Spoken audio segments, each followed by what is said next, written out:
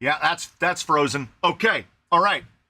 I was saying, and I'm assuming you can hear me, I was saying before this started that something has to go wrong. Okay, video capture device removed. Yes. Okay, so now it's black.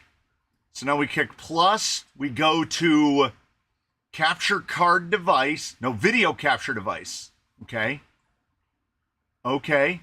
And then the device is the Elgato HD60. And there it is. See? We can learn. And as the hat will tell you, there's the the temptation was to name this week's live that.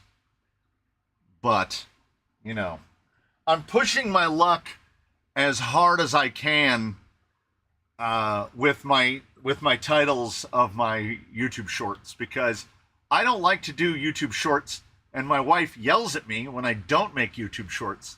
So the only way I can get back is to name them inappropriately. Yes, I was talking to the blind guy over here that something has to break before anything works. This is, if there's background, from what I've been told, the microphone does a pretty good job. It's got that noise isolation going, because it's about 90 degrees outside right now, 91 degrees. We're getting a little early summer, a little summer creeping up on us. Probably hit about 95 today, and then fall back down a little bit, hopefully. So we're doing that thing. We're doing that thing. Let me mention early. I mention it again. There is a Wizard episode today after this, 4 p.m. There's another Wizard installation. Good afternoon, everyone. Pleasure to be here. I just ordered my first performance kit, VRD Carbon. Very excited. Please advise what size tire I should be looking at and wheel recommendations. I would say you're going to want a 465, 475, which is going to put you right in the heart of Class 2. They are currently available. The megalithic is probably your safest bet right now. The 475 1.9 megalithic. As to wheels, you buy the convergence. On the one hand, you have, I like the look of that. And on the other hand, you have, it's not so expensive that it makes me want to weep. Around here, we tend to buy a lot of 105s. They're not, I mean, I saw a Jeep. We were at the expensive bougie mall yesterday, and I saw a Jeep that had real deal Holyfield Method 105s on it. And when I saw them in person up close, I went, it's kind of boring. like they're just really kind of generic wheels. And I was like, I guess that's why that I buy them for all my test wheels. I can, if you don't like those 105s, you can try those 105s. There's 105s everywhere. I've probably bought 20 sets of them. I like these in the 19s with the lip. They're real simple to build. You don't have to put all the screws in. These are Enduras. So I guess the short answer to your wheel question, just go on Amazon and find some wheels that you like. The Rhino ones are really pretty. These are nice. About $40 for a set of 4. I forced them to accept scale hardware. They don't like it. Let me see the Rhinos. They don't like the scale hardware. You can do it, but they don't like it. The tariffs are going to hurt everything. For presumably, if we want to operate from a position of hopeful optimism, which is not generally where I exist, but if you want to operate from a position of optimism, hurt us in the short run. But let's not get socio-economic and geopolitical. It's toy car o'clock on a Friday just afternoon, and we're gonna do toy car stuff. I'm gonna figure out what I'm gonna work on. Jimmy Bolton's first time on the live. Well, we're glad to have you here. 105s are boring because you have so many of them. Yes, I do. Yes, I do. The Trials are the fake fake vintages. Those are nice. I own over 80 RC rigs. Glad I have my collection built up. Yeah. I mean, that's the thing. I've seen already the impact of price so far on some things. But so far, everything else seems to be, like, I haven't noticed any prices going up.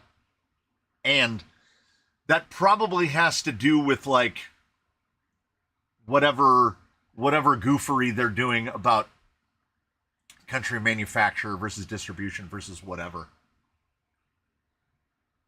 Hopefully my Mias Capra pre-order ships before they hit and screw it all up. Yeah. Yeah. Did I see 3 million channel views today? Oh, we should be well past 3 mil. That's what I've been working on. The one that I partially built last time. We've got the super low angle camera now. Look how low angle that camera is. As I was giving it a little test twirl, I realized it has some issues that need to be addressed. But yeah, I should be a little bit of a ways past 3 million. Let me see. Let me see if I can get to it. What's the quickest way to do it? Right there. 3,030,991 as of right about now. That is, I wanted to get that camera low, but I think I got it a little too low. What I did do though is I fixed camera 2. I can show things to the camera now, and not only are they right side up, but I know what the camera's looking at. Camera 2 is useful again. Hey, look! 105s. 105s again. Mixed racing pins are the perfect illustration of how much cheatery, if you want to use those kinds of terms, a pin is. Because usually if we can do that, they're going to be terrible. And these do great. Yeah, we get that low. Look at that. We get that low. So I was testing this. I cut the drive shafts on it, and I was testing it, and found out that something over here was really bound up. Like you can usually, this was like locked up on this side. I also found out from testing that I can't send this on these knuckles. I want this should be ready. Hopefully, I've been working on it. This should be ready for next Friday. This one will be ready to go. And then I'll start working on the next one. With these knuckles, it gets to like drift car steer angle, and you can bind the whole front end up and hear the front end going because the universal is completely over itself. So this thing would self-disassemble. And the blind guy ordered $120 worth of springs from Deluxe yesterday because I have a criminal amount of shocks over there that either need built or can't be run because I've run out of usable springs. If y'all need some 2.3 pound or 3.4 pound 10 millimeter springs, or if you need some Traxxas Blue Band, I got you. I probably have 10 or 12 pairs of each. So I got to figure out, well, I'm going to pull these knuckles. I'm going to see if it's that hex that's binding. I got stuff to keep the hands busy. I have a friend who's looking for replacement or upgrade CVA wheel shafts, 35 millimeter for their G-Made. Somebody with a G, we're G-Made lists now. The last G-Made in the house was Buffalo Bill, and he lives in Arizona? He lives somewhere that's not here. I don't have any G-Mades left. That's not true. I have a GOM, but the GOM shares nothing in common with any of the smaller ones. The GOM still has a 2-speed that doesn't work, and I still haven't taken it apart. Because, as the title of the stream says, the title of the stream is incredibly accurate. I have a couple tech questions for you today. Have you used the mixed racing tires a bit more? Considering them for topless in case trenchers are not the tire. The thing is, You should be able to get these so cheap. Just order them. Just order them. They work. They beat out the Jetco Power Hobby grabber, that pin. It really, and they are truly just, it's just a boat. Nope. Two. It's just a bow tie. It's a straight up bow tie. And they mount easily. They're nondescript. They Starsky like crazy. And yet somehow they still work. Five more for the Sawtooth. The Sawtooth ever climbs. First 5. And it's 5 names I've never seen before. Oh, of course the orange FJ40 is on sale in Belgium. I have everything in a box to build another FJ, basically. I don't have the body. I have axles, leafs, rails, all the plastics. I have all that stuff. I went on to FMS, and I wanted to build just like a very stripped down FJ. I wanted to get the chassis, the hood, the rear doors. I already have seats. I just wanted to make it like a little truckster. Weather it all up. It would be if anybody wants to come along on the trail, I just hand them the controller and they can drive it. We'll put a Barbie in it. You know, it'll be the usual thing.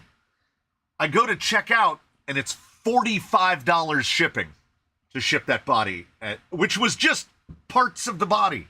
I had just ordered the leafs and all of the other stuff, and it was $0 shipping from FMS. So I had to wait 3 weeks to get that stuff. So I don't know. I don't know what I'm going to do. I'm probably going to end up tricking myself into ordering another complete FJ40 and gutting it for all the pieces that I need. Mr. C is a boat guy now, not a trailer guy, but a boat guy. Yeah, the trailer is trouble. And I completely washed that boat. I washed that boat off with a hose, scrubbed it, wiped it down, sprayed it with Quick Detailer, wiped it down again. You can still smell the scent of lake on that boat. The Enduro greens nicely fit the mixed pins too. Hey, that's good to know. I did do pretty good on backing up the trailer, and I got the boat on it on the second try. And I don't know if the GoPro picked it up well enough, because of where the inlet is, where the water's coming in. There's a crazy current in there. You could just watch the boat drifting sideways, which made me more nervous than anything else because the current is drifting directly towards where the inlet is. So it's like a maelstrom. It's a maelstrom. So yes, it would push the boat back towards shore, but what if it got out there towards where it was really ugly? I didn't want to find out, but I didn't roll the boat, so it didn't matter. Is the wizard painted? Perhaps. I can show you the body. And I went with the feel. No decals with it, which I love, except for the one. I'm wiping the dirt off. It is nickel thick. It is a nickel thick arrangement. The body is very thick. Oh, look at that. We got the mirror action on there. It took me so much back in time with the masks for the grill and the lights. So it's all paint. It has 2 stickers on it. It's got the wizard in there, and it's got a Crawler Canyon sticker, and that's the sum total of the stickers. It is a very utilitarian body. I will tell you that. But I like it. It's thick and heavy. No overspray mask. You have to tape the whole outside of the thing down in order to paint it. But it came out nice. And it definitely does the job. Trailer needs a single axle swap with leafs. Stunod, you and I, sir, are on the exact same page because that is my plan. I want to run like 393s on it, on just an axle. Just put an axle housing on it and just run it on. I've got plenty of like mostly due to Miata commuter, I've got like 375s, 393s. Could throw some bounty hunters on it. It needs up higher. Yes, Mr. Saxton, the boat is indeed self-righting, but I've still yet never had to self-right a boat. So I've only used it once. Yeah, I've only used the boat once. There's no telling that I would actually be able to self-right it. I see a question. Have you ordered mini canyon trails for the trailer? I noticed that they make 1.3-inch megalithics. Don't think I wasn't tempted. Okay, I don't want to go too far. I bought the Mia's Capra axles and I'm trying to find a replacement third member. They're not the same as other Capra axles. They look like they have the same third member as a Vanquish F9 straight. You know what? Let me see. Let me see. While I'm digging, let me see if I can figure that out while I answer someone else. Enduro Compox competition rock crawler kit for $3.99 worth it? I would say no. I would say no. Does it smell in scale? No, it smells full scale. That's a very Tacoma-y cabbie. Yeah, it kind of is. It's got the real tuck. It's got a real proper tuck. Very light as well. Pond water odor is scale. Okay, that's good to know. Had to go to the DMV and I felt it was like stuck in a scene from Zootopia. Yes. Technically, it shows $379 cost to buy the kit online. Enduro and Compox kit form seems like a possible good build. The only drawback to the Compox is that it's on portals. That rig never should have been portals. It should have been on straight axles. If you're willing to put the money into it to convert those portals into straight axles, you know, the extra knuckles and whatnot, then I would say go for it. I would like to see a Compox built as a straight axle. After seeing your first install of the Wizard, made me want one.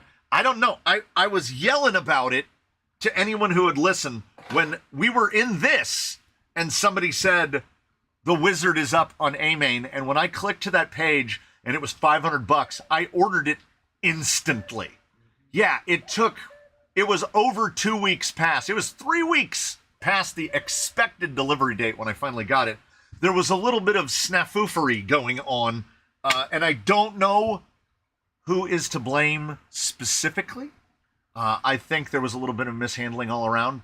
But after episode 2 of the Wizarding World, after Build Series Part 2 went up, I got an email from Mr. Ottman saying that because mine was one of the earliest kits that shipped out, it was missing some parts. So he overnighted them to me. They showed up today. UPS extremely urgent express. I mean, I'm thinking it's also really heavy. Unboxing. Got 2 unboxings. Unboxing. He didn't need to overnight me anything. I could have waited. I was looking at comp bodies like that and think I could fit some Lexan light buckets, maybe a couple LEDs. Yeah, I mean, a lot of bodies, a lot of the pro lines like Cliffhangers, they come with light buckets. Huh.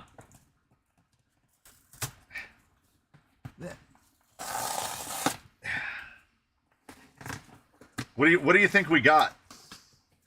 What's all in the box? Have you started cutting a custom chassis based on Leafs yet? Currently in the process of wrapping my head around layout.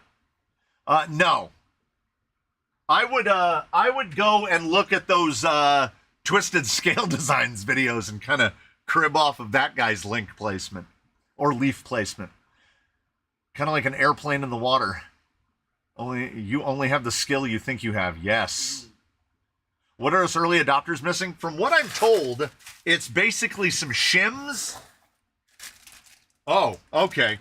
So here's what they do over at OT6. I said that my spur my spur had a little bit of the wobble in it. So it had a little of the on the spur. Now, you know what? Who wants spoilers? Are you here for spoilers? We only have three episodes up? 3. Do we have 3? Was it 3? 2. Tuesday, Thursday. Today is 3, tomorrow's 4, Sunday is 5. Okay. So, if you want a proper spoiler, you're not asking me for it, so I'll give it to you anyway. I currently have 4 rigs assigned to this radio. All right. So, as I said, it had the rah, rah, rah, rah, rah from the 66 tooth, and I think it's because it's just slightly eccentric. Now, this gear is machined. They machine this gear. And if it's off center by 1/10 of a millimeter, it's going to go rah, rah, rah, rah, rah. So I replaced this because I wanted to go to a higher gearing anyway. So what I did is I replaced it with the tried and true. So I'm now running, and there she is. I'm running a Kimbro 96. So anybody who does have a Wizard and is worried about the noise level, just give yourself a Kimbro 96. Full throttle, baby. Full throttle.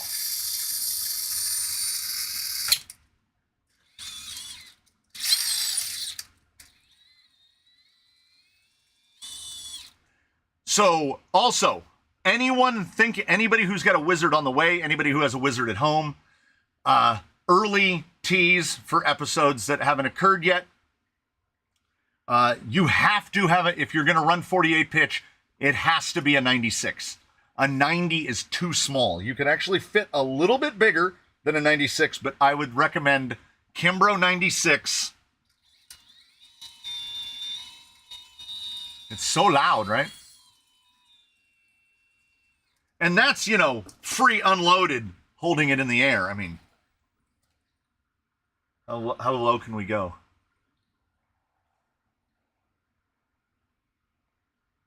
Look at that shot. That's cinematic for you. Voodoo! So, back to other Wizard-related news.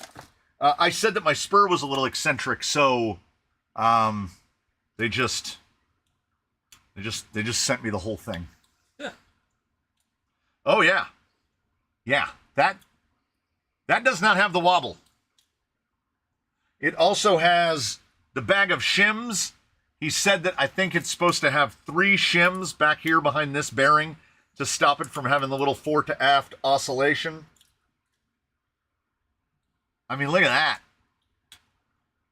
So they are correcting any problems that it might have had. There's the shims. They sent an entire motor mount. 6, don't make me reverse engineer a Wizard. And you gotta be kidding me. Okay, look. Where are they? This comes up in the future, okay? More spoilers. Swampers. Oh, speak only in the Wizard voice. Sir, what I had done is, it's already on the portals. So mind you, that level of noise coming from the vehicle, that's portaled. Also, it uses the same C-hubs for portals as straights. I can't go in enough. So, when I was running it in straight axles, I had noticed in the first couple of runs, it had a little scratchiness to it.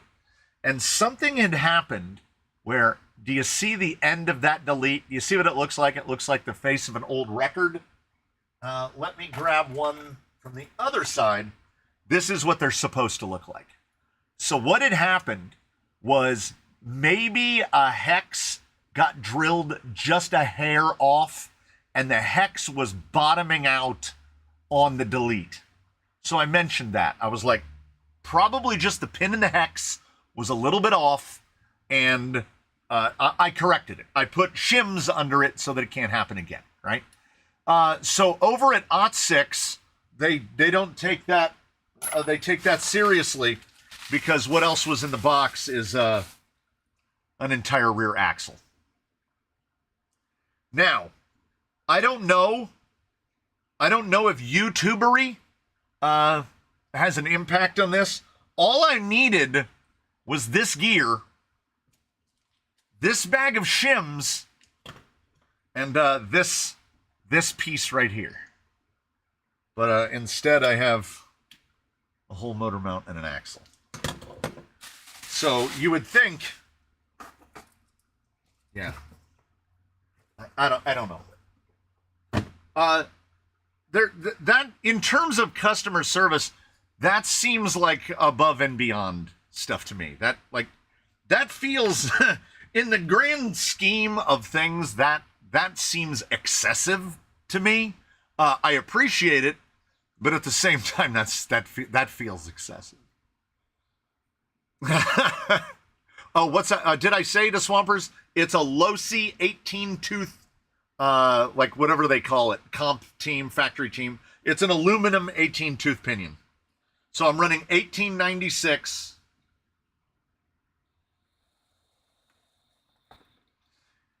And and then somebody asked about, are the tires too stiff?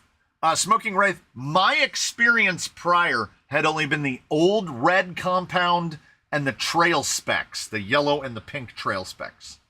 This is the gold comp spec, and they are, I mean, so air downs in the front, and I think it's softs in the rear. It really does feel perfect. Like, it has just the right amount of bag.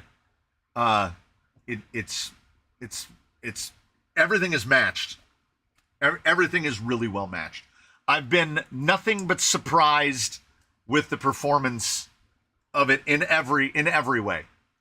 And I'm still in what I consider to be the break-in period of running it because it needs to be driven a lot more. Well, now you have to build a second one since you have spare parts. Aaron Schmidt. Wait, hold on. I got to get something.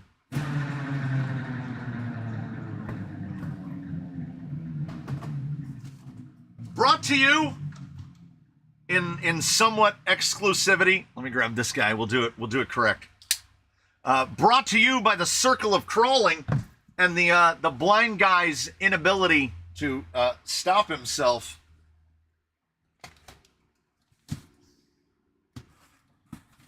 Double unboxing. For those of you out there still waiting, my apologies. But when it presented itself as available, Wizard number 2, the blind gentleman bought himself a wizard. Thank you, Mr. Someone. Yes, thank you, Mr. Someone. Mr. Someone from the Discord, Matthew Someone is what it shows up as on the email. Matthew Someone said, I have one, and he was willing to sell it for what he paid for it, which puts him way up at the top of stellar individuals alive on the internet today, because we all know that he could have scalped it. He could have gone out and sold it for more, up to and possibly exceeding $800, but the blind man bought it for $500 plus the cost of shipping. No scalping. So one stays portal and one straight, or is this wizard being a mullet? My goal is to make mine the mullet, but I have to wait until Ox 6 has the 833 reverse gear. But then I want to run it as a mullet. I think. Well, I want to at the very least test it as a mullet. So you're buying a front axle and trans and building something. Rudy, shh. We don't say these things aloud. The question is, how much did you pay for the replacement bits? Nothing. I didn't even ask for him to send me anything. He emailed me to say that I should have had shims after he watched the second episode of the build series. And I said, okay, I have a drawer full of shims. He said, you need one. He sent pictures. He said, you need 1.4 millimeters worth of shims or whatever. I could do that immediately. He was kind enough to send me the shims. I was expecting a padded mailer to show up in a couple days, the usual thing. So no, I didn't ask for an axle or a front mount or any of that. I don't know how that's sustainable, but I'm not sending back the axle is basically what I'm saying. Because with your video on Upgrade RC tiers, I went and ordered both new ones from them immediately. Did I miss Upgrade RC tire talk and comment? No, I didn't say anything about the upgrades. If the weather holds the way it is, hopefully at some point during the weekend, Saturday or Sunday, maybe Monday, we should still have a day hot enough to where I have these guys need it. The Klingons in S5 need it. Both of the upgrade RCs, I need to see them at like 90 plus degrees to see if they fall off. Because. Why just those tires? Huh? Why just those? Because those are the soft compounds. S5 falls off in heat, but we've only tested the S5 Swamp Claw and the XHX pin. The Klingon is basically a baby rupture. Maybe it'll be okay, right? Pins behave differently than bars. Bars behave differently than scale. Okay. So I want to test them in heat. Yes, Team Hot6 is in made in the USA. Do you think the $500 price tag will last for another round? No. Honestly, I would say no. I don't know. From what I got from chat support at A-Main bought 600 of them. So A-Main shipped 600 of them. For a company the size of OT6, I would say 500. 600 is a lot. And that doesn't account how many. They probably did like 1,000. Because say 600 to A-Main and then another 400 either direct or through other places. 1,000, 1,200 maybe. I would see the next round probably being at $800. Which is still a good deal. Which is still a good deal. What do you think about putting Wizard axles with servo and axle on the Phoenix? I mean, it's a good looking axle. But, like Rudy did not say, Rudy did not suggest that I purchase a front axle and then and then build a whole vehicle. He did not suggest that at all. But that is definitely the avenue I would lean more towards with the axle. Does the Blind Guys kit have the shims? It shouldn't, because if it does, they're in the power sack with all of the stuff. So I doubt it, because this one should be very early on in the build. I kind of wish they were numbered to know how early you got in. Also, more companies need to start doing the machined ribs on the beadlocks, because it 90% stops your inserts from sliding around on the beadlock. It makes me want to start chucking up my cheap Amazon beadlock rings on the lathe and putting grooves in them. I got carbide cutters. I can put grooves in things. Is there an easy way to add dig to a Fusion without bastardizing the rig? Do you mean an Ascent Fusion? D, if you mean an Ascent Fusion, yes, you can absolutely do that. I can to a degree. I can show you how that works.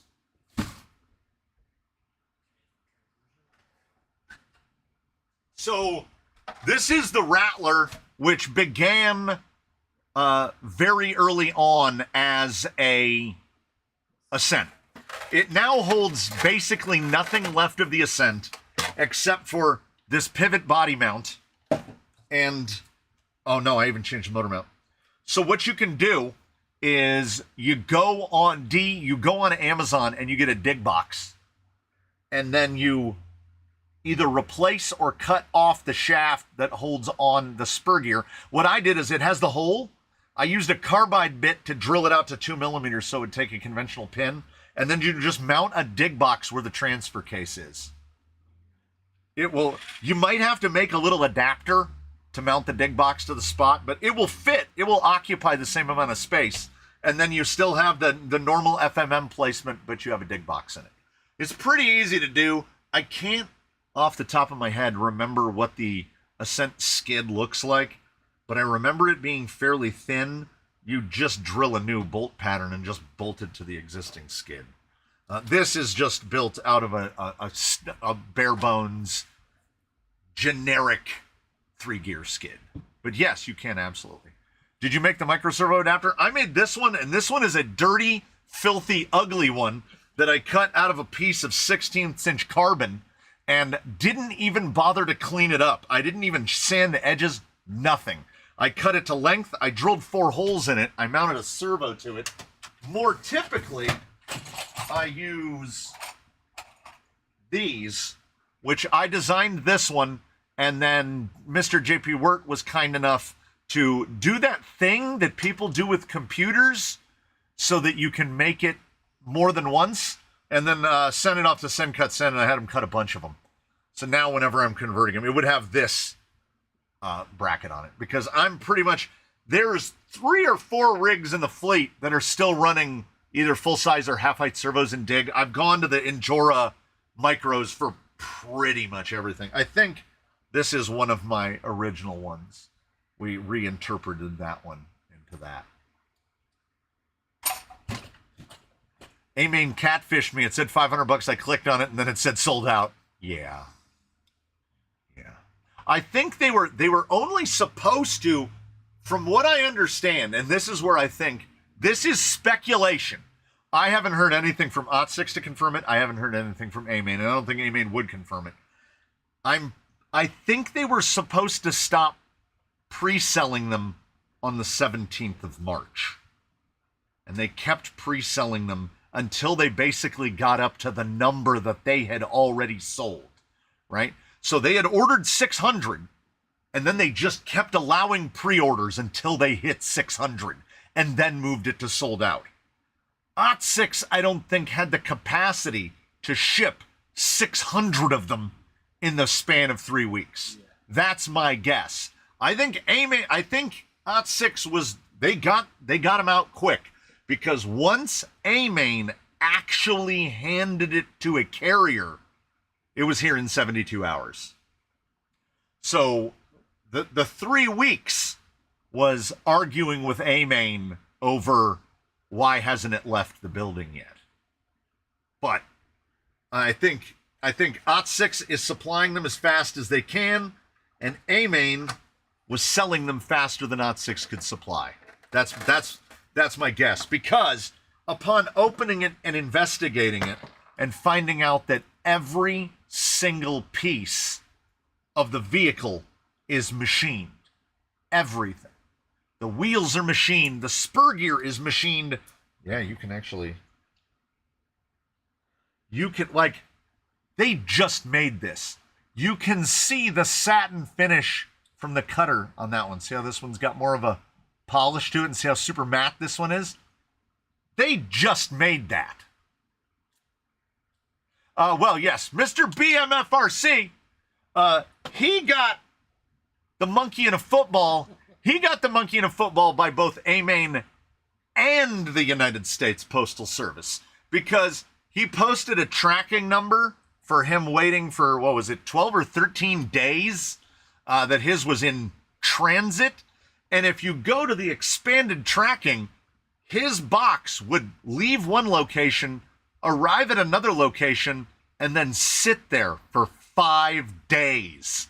Leave that location, get to the next one, and sit there for 4 days. And then his was in transit probably like 3 days. But it just sat a lot of places for no reason. And I don't know what is going on with shipping carriers right now, but good golly, getting something on time feels like a treat now. Like if Amazon says it, if Amain says it, if Amain says you ordered it on Friday and it's coming on Wednesday, you have your fingers crossed you'll have it before next Friday. Shipping from 500 miles away. I don't know what's going on. So Amain spent 20 minutes printing 600 labels and then spent a week of fixing labels before finally shipping. Yeah, pretty much. And when the machine spit them out, it just went into a pile on the floor. So then a guy had to sort them out and put them in order and then ship them. That sounds like our couriers in the UK. Yeah, I'm starting to feel that it's turning into like a universal thing.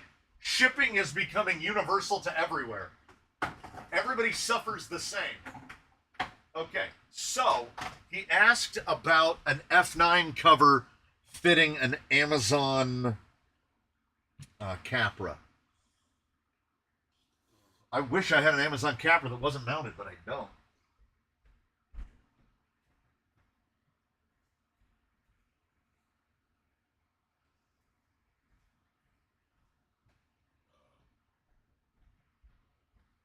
I mean, what I can do is look and see if they seem similar. Oh, they look very close. Very close. It's not exactly the same. No, it's not exactly the same. It looks close, but I don't think an F9 cover is going to fit it. Definitely not in the rear.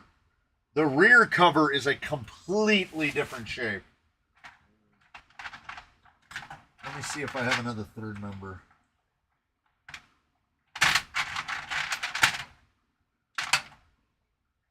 Okay, well, that's a Portal one. He said F9 straight. Is that the F9 straight? Okay, hold on. Okay. I think that's F9 rear, though. Dang it. I was trying to be lazy. Oh. The rig I just put back has F9 straights on it. Or F10 straights. Wait, did he say? No, he said F10. He said F10. No, I had the right one. No, I had the right one. No, it's not the same enough. It's not the same enough. It kind of has two screws that are spread wider apart. Yeah. It's really close. They kind of just did their own thing. I mean, we can ask Matt from Otsix if the prices will change. Yeah. That would be the way to do it. Send an email to Mr. Ottman and be like, when are the prices going to change? Or when is the next round going to be available?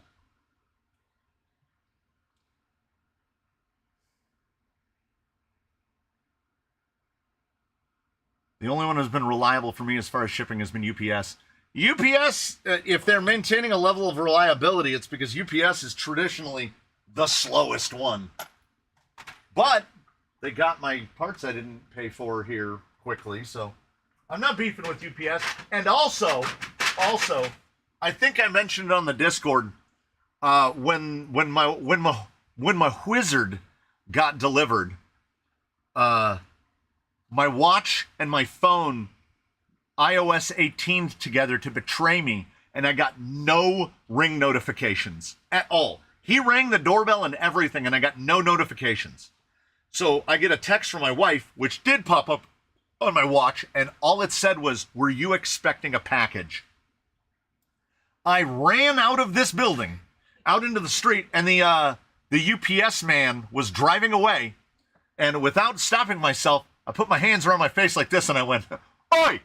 And he saw me, and he's like, "Hold on, I'll make a U-turn." And he came back, and he delivered my Wizard. Wow. So props to UPS, because he could have just driven away. But he rang the doorbell, and I looked it up, and I was like, "There you are, ringing the doorbell. Thank you for coming back." He's all, "Not a problem." And then he drove away. So right now, UPS way up on my tier of shipping, unlike the FedEx Ninja that made me go buy a second Ring camera so that I could catch him, because he ninja'd me hard when he came to deliver the boat. He didn't trip any of the cameras, much less ring a doorbell. He just managed to get a tag on the door and disappear. So FedEx down here, that up there. Yes, F9 and F10 are different. F9 is a Capra, but he said that the Capra is different from the fake Capra. So the thought would be that at least this is what he's thinking, the F10 would fit because it's also offset. So I think why the Capra one doesn't fit the fake Capra one is because the regular Capra is not offset. I would prefer to scratch build with crawl retaining approved bits. I mean, yeah. Which plastic cage self-writes the best? Bomber, Capra? I mean, none of them, really. The bigger the cage, the better it's going to do, because it's not going to let you get as flipped upside down. But self-writing with a cage is a good way to break a stub axle. I'm waiting on UPS now. I bought another VS 410. I have a problem. Andre with 2. Driving home to sit and listen and tinker after working all morning. Ugh, working. Oh, I think, John, I think I saw the pictures of your mismatched VP wheels, where one was gunmetal and the other one was really more of a silver color.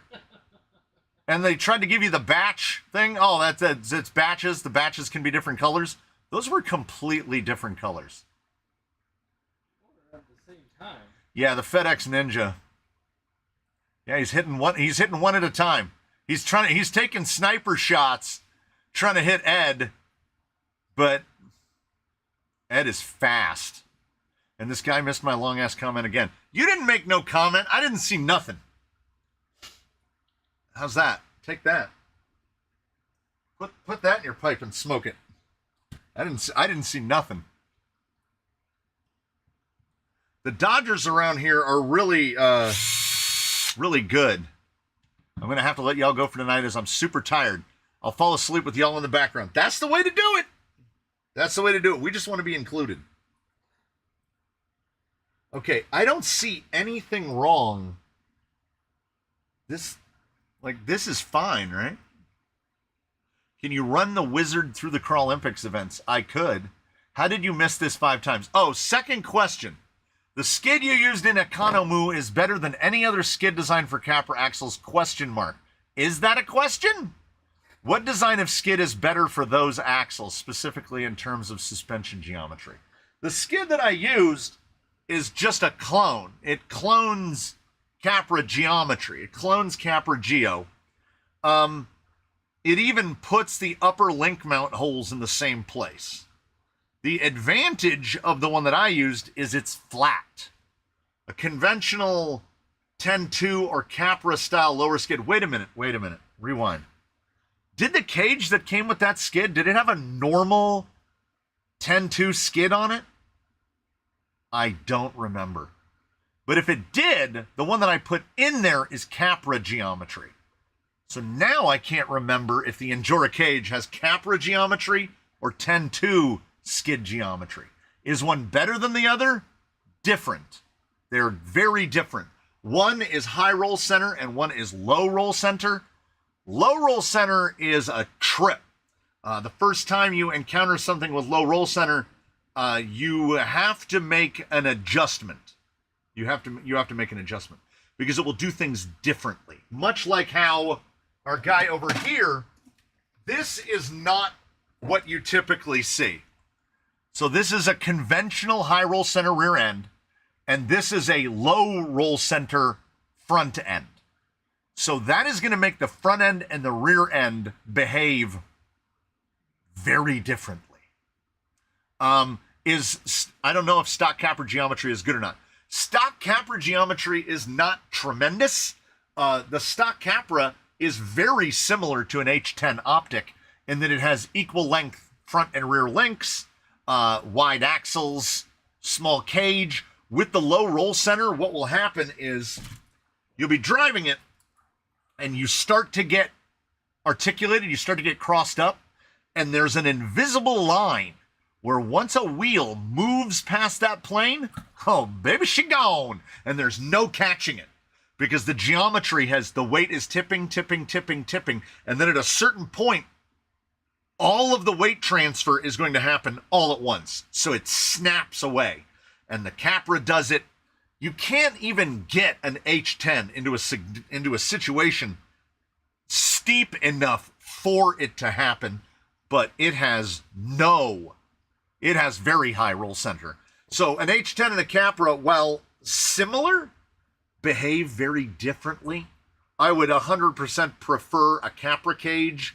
An H10 cage over a Capra cage, or the Enduro Capra cage over an actual Capra cage. The Enduro cage is huge. Enduro makes both. The last one you built is the Capra clone. The first one you built is the R1 clone. I can't remember, though, Mr. 79. I can't remember what skid came on it. I don't think it was a Capra skid with the... So a Capra skid, the lower links touch each other. That's low roll center. Yeah, Dead Meat says Enduro cage uses a 10-2 skid. So I turned this into a super Capra. I've been calling it UTB 8. And for someone if you've never built something out of this cage, it's really big. It's really big. The cage is far bigger than a Capra cage because like here's an Executioner. It's huge. Like, look where they're... Okay, I've lined the front axles up. Look where the rear axle is. It's enormous. And it does... And that's kind of where the shocks want to go. It's really big. So, I don't know. I didn't even sample it with the... Would you use brake line for links? What people do is they use all thread and then they put brake line over it. To my understanding. I would rather make a brass or Delrin or aluminum link. Both Enduro cages come with 10-2 skids. There you go. It's in a box down here. Oh, it's the cage. Oh, I feel like it. Okay, we're clogging the bench. The cage is so much bigger than Wolverine. I thought it was going to be a little.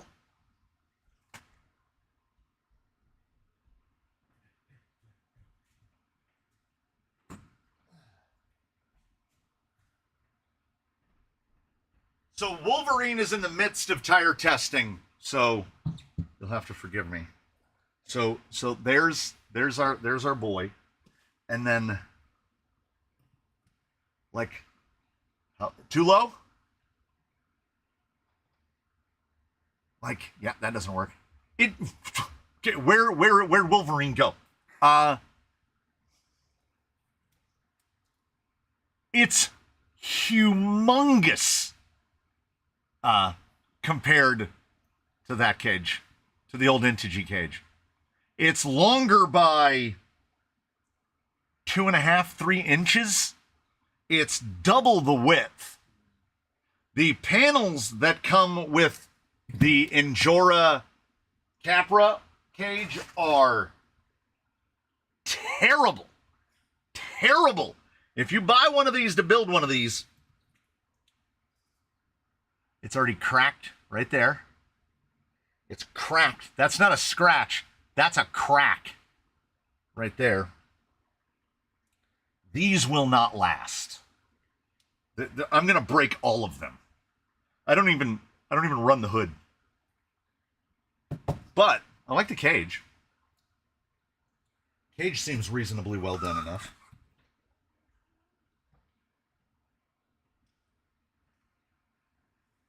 Brass all thread with brass tube. I prefer...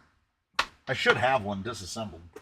When I make a hollow link, I do brass rod, and then I taper the ends down so that when you're putting TRX rod ends on, they go like that. I understand and I realize if you don't have a lathe, it'll be a little more difficult to do that. And then I use M4x20 set screws. Please read my last comments. So that low roll center or whatever is good. It's different.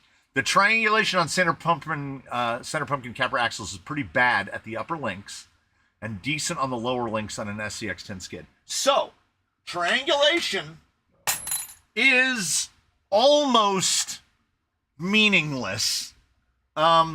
Excessive triangulation is either going to make the suspension more resistant to articulation or less resistant to articulation. You'll get one or you'll get the other.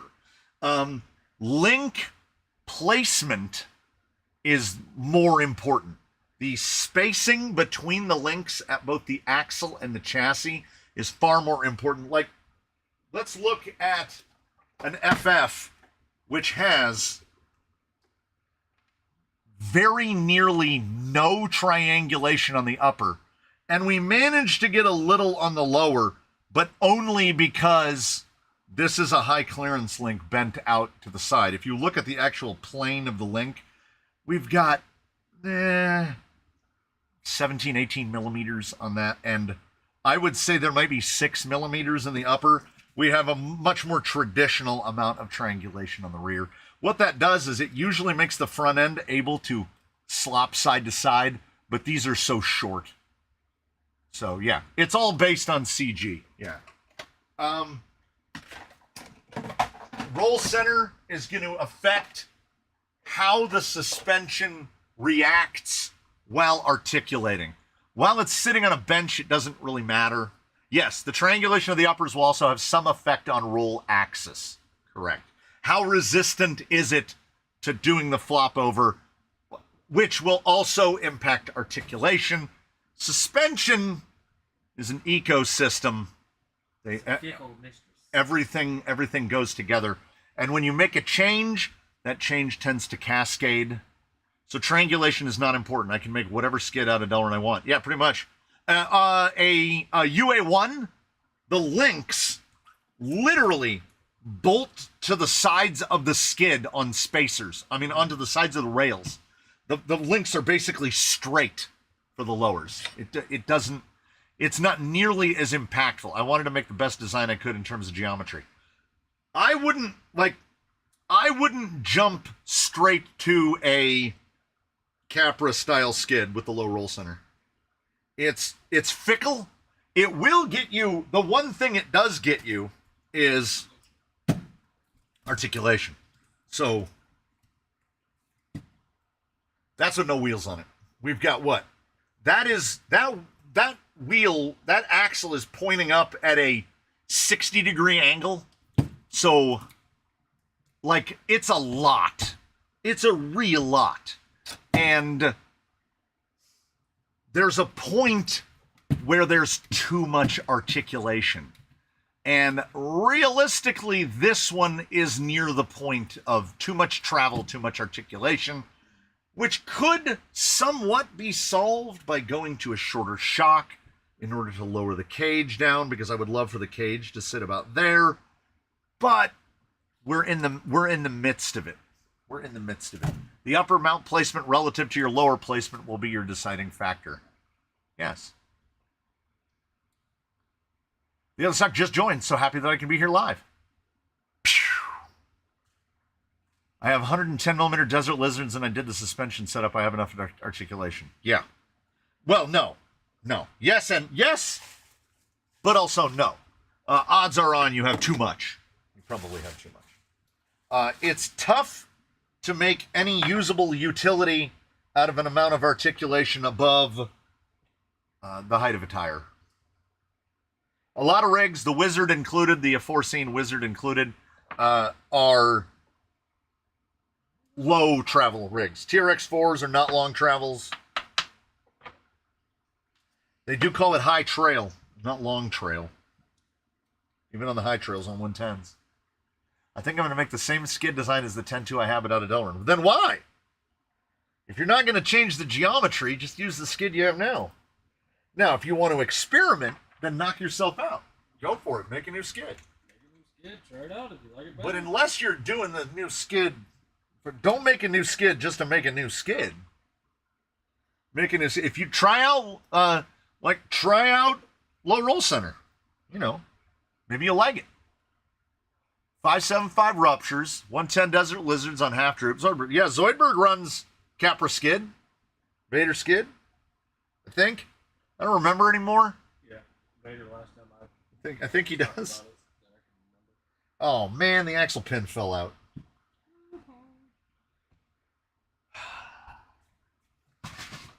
That's gone forever. Never to be seen again. I'm also building the wrong knuckle. Sweet. I caught it before I tried to bolt it on. That's something.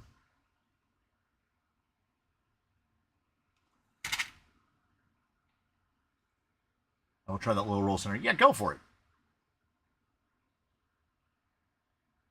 Don't have upper and lower link mounts at the same point on the skid. You need spacing for squat pushing or front end down. Seavart, don't tell Element.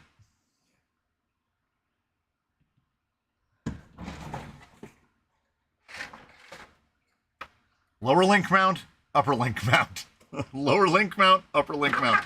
We've got about, I would say, maybe 5 millimeters of separation.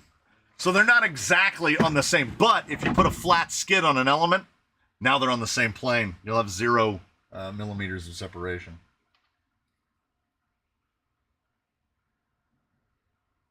That's why I say I've never really been able to measure how meaningful any of it is. The link spacing is for stability in the axle travel, limiting side sway and forward movement. It's a balance, yes.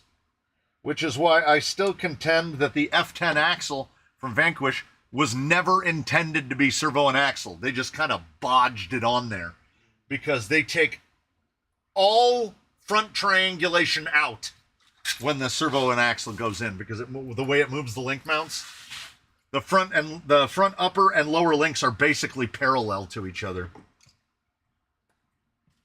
This is a pretty good bag. That's a good bag. I keep bags. If I tried to tell you that I don't have a drawer full of bags, I would be lying. What I need... Oh, I just do this. We just waste a label out of the thermal printer so that I have something to squirt my thread lock on. It's an Amazon thermal printer. I can swing it. Lower center. Should I use M3 set screws to attach the links to the skid? That's generally the way to do it, unless you want to get super crazy long 50+ millimeter M3s, in which case you can do it that way. Any tips for drilling a pinhole in a shaft to get it centered, or just wing it? Carbide drill bits are your best bet, and go very, very slowly and pray the whole time. The hardest part of that process, for me at least, is finding something that can clamp a round object in place. Sometimes if you attach the hex to it, if that shaft has another hole, you can attach a hex to it and then clamp to that hex, and that will let you know that you're drilling straight. The shorter the actual fluted part of the drill, the better. Because if it's a normal, like what they call a jobber length drill bit with like inch and a quarter of drilling depth, that baby's going to wander all over the place. And I'm still tickled when I get one that is actually drilled straight. Okay, of course, sure. These knuckles use a completely different bushing. Why wouldn't it? I'm only changing to this knuckle in the hopes that it'll stop the... Oh, homegrown VFD shaft. Yeah, center punch will also help. But if you center punch it off center, then you're boned. Oh, you can, if you have another hex, you can slide a hex over it and drill through the hex, because the hex will stop the bit from wandering. That shaft is not as hardened as some others. You can drill it fairly easily. Got a full G-Wagon body set after watching your vids on the wife's rig. My wife had the audacity to come in here today and say, does my baby have its interior in it? I don't see her out here painting. So I said, no, I have a roof rack that I need to install on it, because she said, this thing needs a roof rack, so I immediately bought it. Vanquish charges you $35 for their bodged SOA. Yes, they do. I had to cut a hole through a stainless tube to adapt a drive shaft on my newest build and literally melted my Harbor Freight drill bit. Yep. Yeah, stainless steel will do work. How spicy is a Rhino V80 and 2220 on 4S?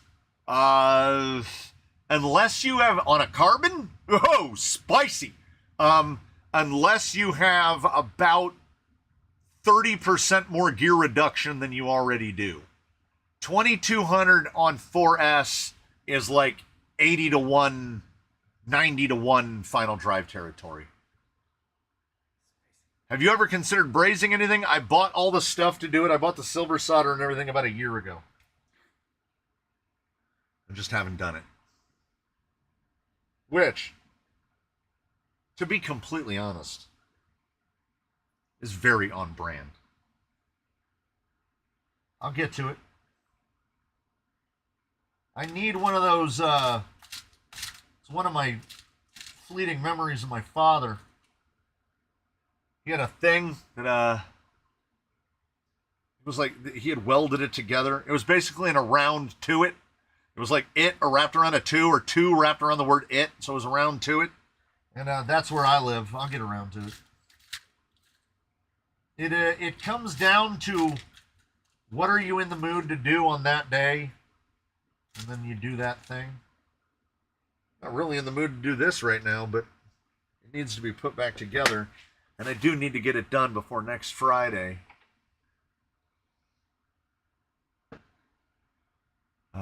What do you think about massive rear articulation with a fixed front axle? What? Would there be any? Well, I mean, I guess if you had a big long travel trailing arm rear end and a IFS front, you'd have pretty much approximated huge travel rear end and low travel front. I don't think there would be any significant advantage, not that I can think of. But I've never tried it, so.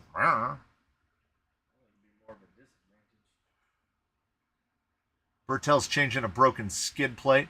British Grayson Green was the genius move. Agreed. Would it be possible to use an ESC receiver combo for just the receiver with a Fusion SE? Juan, I wish I could tell you the answer to that, but I've never tried it. Something tells me that that type of receiver ESC combo won't have a traditional channel 2 output. It might. But counterpoint, You're stuck using the transmitter. you're stuck using the transmitter that came with the receiver. And nowadays, receivers are not just inexpensive. Receivers are cheap.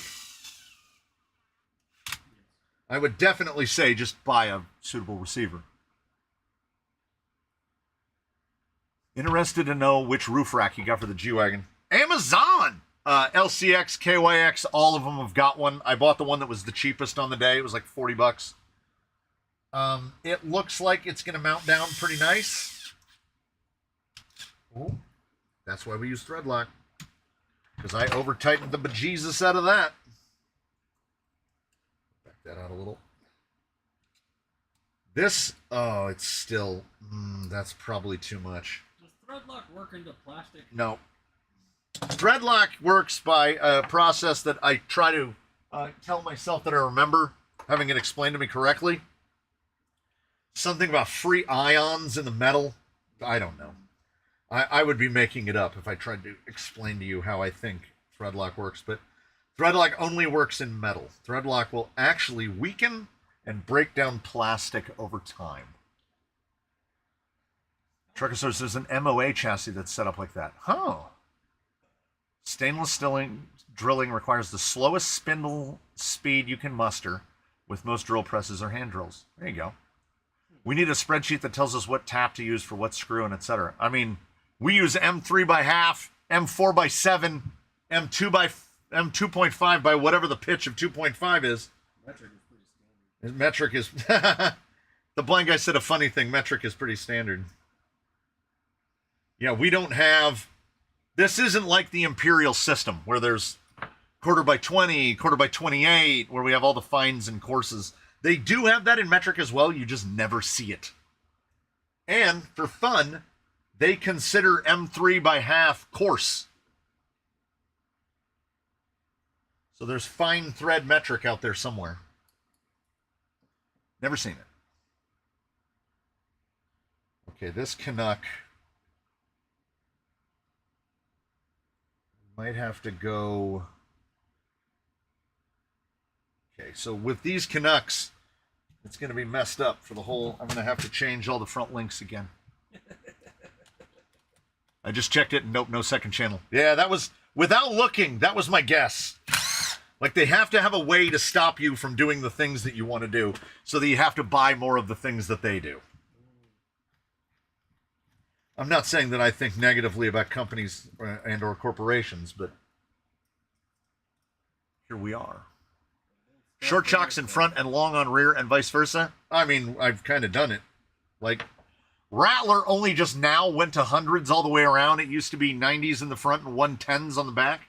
But he was designed to do that. So, it's just going to lower your ride height in the front. and increase your articulation in the back.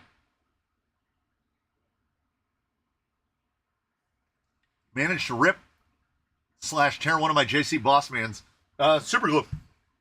Any cyanoacrylate, particularly if you use like AKA tire glue. I know Proline makes one. BSI, I think it's called like something 2000. There are a lot of super glues out there that have rubber in the glue, and you just glue them back together. Jake has if you'll remember back to way early Crawl Olympics, we're going back to like June or July of last year. Jake broke a link, and the link turned to the side and went through his tusk. Went in one side and came out the other. I just super glued the cracks back together. He's been running ever since. Yeah, I mean, if guys can cut and shut tires, which is cut a chunk out of one tire and glue it into another tire, /Raptor says the black stuff, oddly enough, most rubber bearing super glues are just clear, because the black in rubber is carbon black, and that doesn't occur in natural rubber. Natural rubber is clear. Oh, I thought natural rubber was white. Clear-ish. Clear-ish. Don't be a pedant.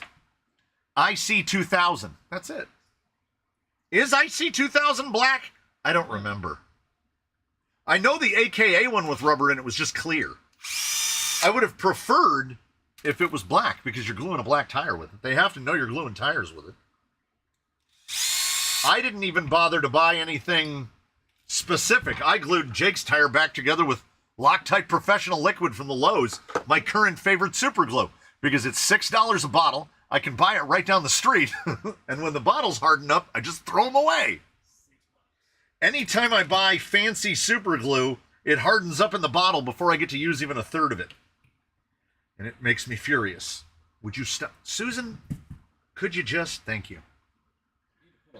Whatever transmitter came with a 2-in-1 is not worth keeping. I mean, I agree. Use rapid tap while drilling, Thomas. We went over this. There is no best tap fluid, but Mock Blue Goo, again, down the street at the Lowe's, is the best one I've found, because it's water-based. You can get it all over you. It won't stain your clothes. It doesn't smell weird. Is it the absolute best tap fluid on every substance? No. If you're working stainless, Rapid Tap is probably going to be the best.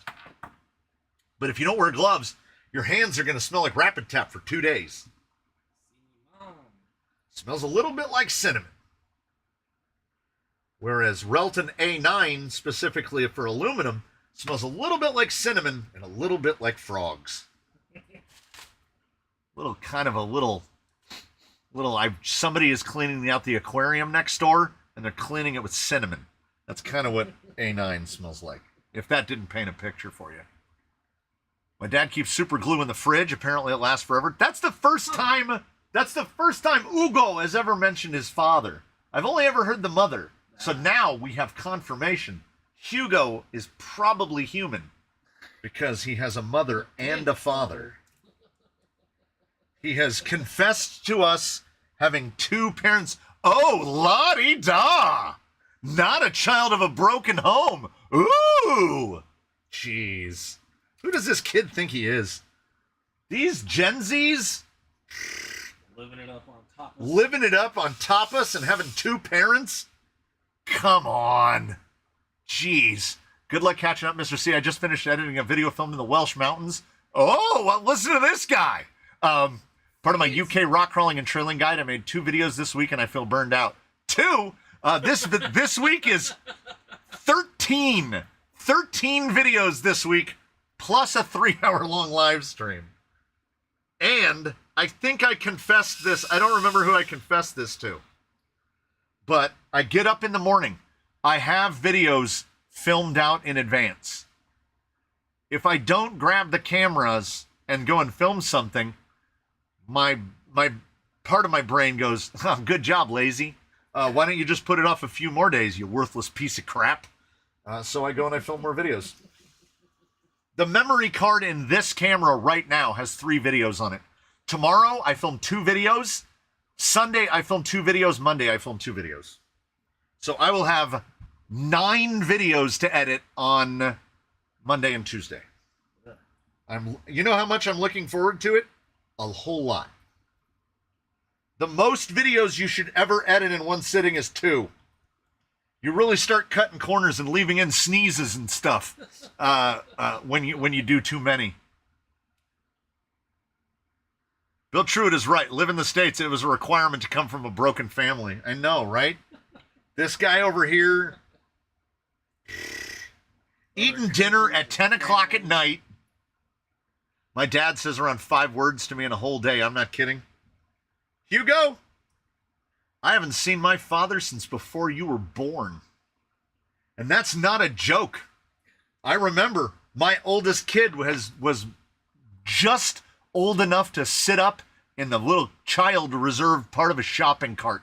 And I accidentally bumped into my father in a Walmart. And he basically didn't acknowledge that the kid was there. We were a tight-knit group. We were a tight-knit group. Shit. Have you even met your mother? I mean, I assume that woman is my mother. I have a lot of her neural dystopian tendencies, so I feel like the woman that I met was my mother. But I also haven't seen her. I last saw my mother in June of 2003. If anybody's keeping track. So it's been 22 years. I've been using vulcanizing rubber solution for tire repairs for years. Discovered it works on RC tires. Hey! I guess Hugo wasn't hatched. Yeah. Mother and father could have adopted him, so him saying mother and father means nothing. Jerry the raccoon going straight dark. Dark! Wow, I had not gone to dark.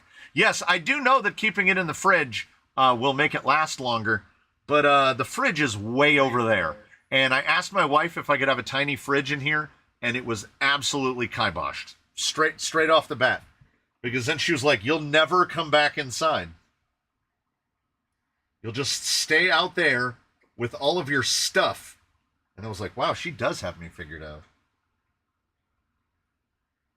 She's too smart. That's the problem. Far too smart. My wife is too smart for my own good. Women and their smooth brains. I got Traxxas 5862 big bores. Is there a way to buy just 1 or 2 versus kit besides the eBay market? I don't know. I don't know which one the 5862s are. Moose is adopted and has been through 7 broken homes. Well, now we're doing broken family one-upsmanship, and he's already beaten us. So that's what they call a Pyrrhic victory. He takes the Pyrrhic victory on this one. It's pretty frustrating when you hear your dad talk more to one of his workmates in less than an hour than what he says to me in a month. Welcome to the club. Man, he needs the toughest time, right? Like, it's all about balance. It's all about balance. Glad we didn't go to the Scott Clan annual reunion anymore. Always ends up as a huge fight. Not been arrested since I stopped going. You're perpetuating Scottish stereotypes. Wow. I mean, come on. I think my wife preferred if I had a mini fridge so I would stay out of the barn. Yeah, stay out in the barn. I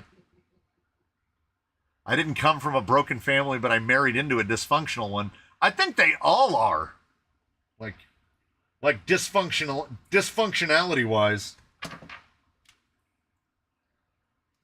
And I was an only child product of divorce, raised by my grandmother, who was a self-confessed Lutheran.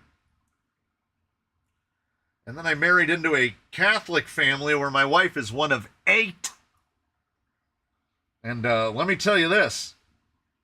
It's a real different gig. That's why I listen to metal music. JDA79 is going the complete opposite where he works with his dad, which means one of 2 things, and I'm not sure there's anything in the middle. He either loves or hates his father. Yep. It's one or the other. You either love where you are in life or you hate it. Come on. We're all opening up. It's canyon therapy time. JDA 79. Do you like where you are or do you hate where you are? You can tell us. This is not a safe space. This is the internet. Anything that happens on the internet is forever. But it's not like I'm going to go telling anybody. 20. My last M3 by 20 stainless. How is the 6x6 adventure going? I'm in no hurry. I feel like there's definitely 10 people willing to put the money towards it. What? Hey, RC Zilla's going for the one-up. We need to get a scoreboard going. My dad lives 1 mile away and we haven't talked in 4 years. That's pretty good. But I don't know. If there was a way. Okay, the Hentai Bible's got the middle one. I work with my dad. I don't love it, but it's worth the money. That's a realist's perspective. Yes. JDA 79 loves his dad and he's pretty happy with where he's at. All right. If any of us give you any heat about that, it's because we're jealous. I haven't spoken to my father since I ran into him in the Walmart in 2003. I don't know if he's alive or dead. He's a boomer, so he predates like social media. Same for my mother. And I want to talk about my mother. When my mother's mother died, there was a living trust. And when the trust went about, I got a call from a lawyer, from a law firm. And the law firm asked me if I knew where my mother was. And if a law firm can't find you, I certainly can't find you, because that law firm wasn't trying to find her to put her in jail. They were trying to find her to give her money. If you can't find a person to give them money, that person can't be found. So, 22 years. 2003, purely coincidentally for both. Odd that it was the same year. It was the same year. My wife was not yet. No, she was yet.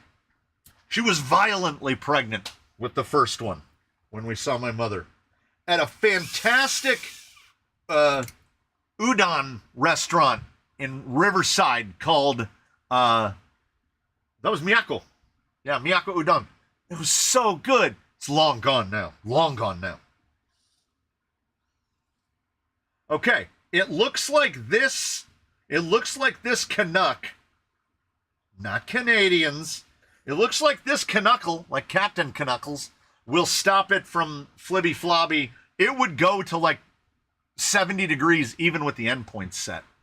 What if you have a half brother or sister you don't know about? Could there be another one of me in the world? God, the world hopes not.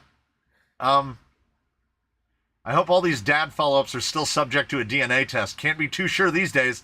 Whether I like it or don't, and unless you show up here to drive on the rocks, you'll never find out. I look with every passing day, I look more like my father. I look a little bit like my mother, but I look a lot a bit like my father. And my wife says I nearly quote, I have to paraphrase because I can't remember the exact words. My wife says, if you looked exactly like your father, and then she makes this gesture, none of this would have happened. Whoa! Jeez! All it takes is for someone to know you for over 30 years, and boy, can they put the slam on you. So, Ugo is 2005, if I remember correctly, right? I have been with my wife, if we go by the date of our first date, 16 years longer than Hugo's been alive. Almost double Hugo. I've almost doubled up on Ugo with how long I've lost another wheel nut. And my mind! I'm losing. I'm losing it. I mean, there could be a half brother out there. Who would know? My parents live in the same house, duplex. Hey, that would be categorically the opposite of what I got going on. My dad asked me about fishing in the river by me and thought he was inviting me to fish with him. Nope. He wanted to know so he could take some buddies from work. Okay, Chris Fullerton moves a little bit ways up the leaderboard. I think, honestly, I got to give, for me right now, 1 mile apart, haven't talked in 4 years. That's pretty good. That's almost grudgy. I have to appreciate that level. I got laser eye surgery and grew my hair out not to look like my father anymore. Jerry jumps onto the leaderboard. I don't know if he's up at the top. He's somewhere in the middle of the pack here. Mug of coffee and biscuits, which are cookies to the rest of us. Marvelous end to the day. Helen, my better half, got to come home from the hospital to visit for a couple hours. That is awesome. I hope her nothing but the most complete of recoveries, because when I had to take the wife, when she had the TGA, transient global amnesia, that's not comforting. And for those outside the loop, wait. Okay. Circular file. Mr. Scotland's wife had the full deal. The full stroke. I already lost my mind. I listened to mad people screaming a mic like a devil.